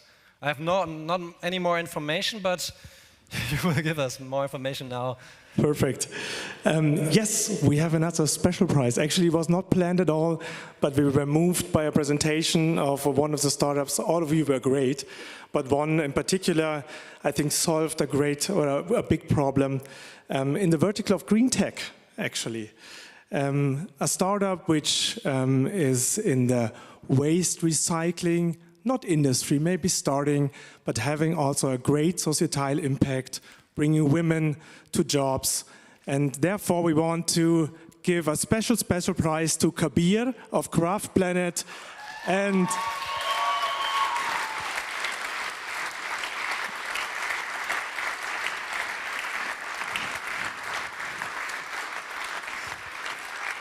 guys, you don't know yet what he's going to get.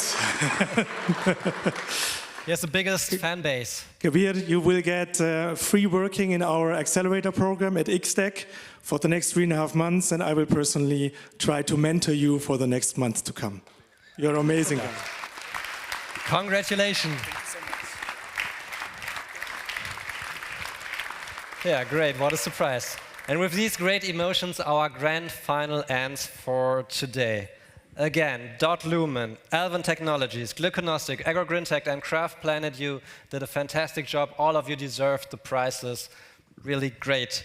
And all of the other startups, you also did a great job. And as I said, you will have a great time in NRW, and don't be sad. Yeah, and I would like to thank here at this point again our organizers and partners.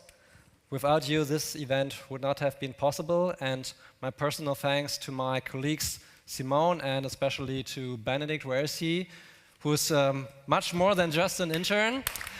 And for sure, also big thanks to our agency, the Transformers, who built this great stage.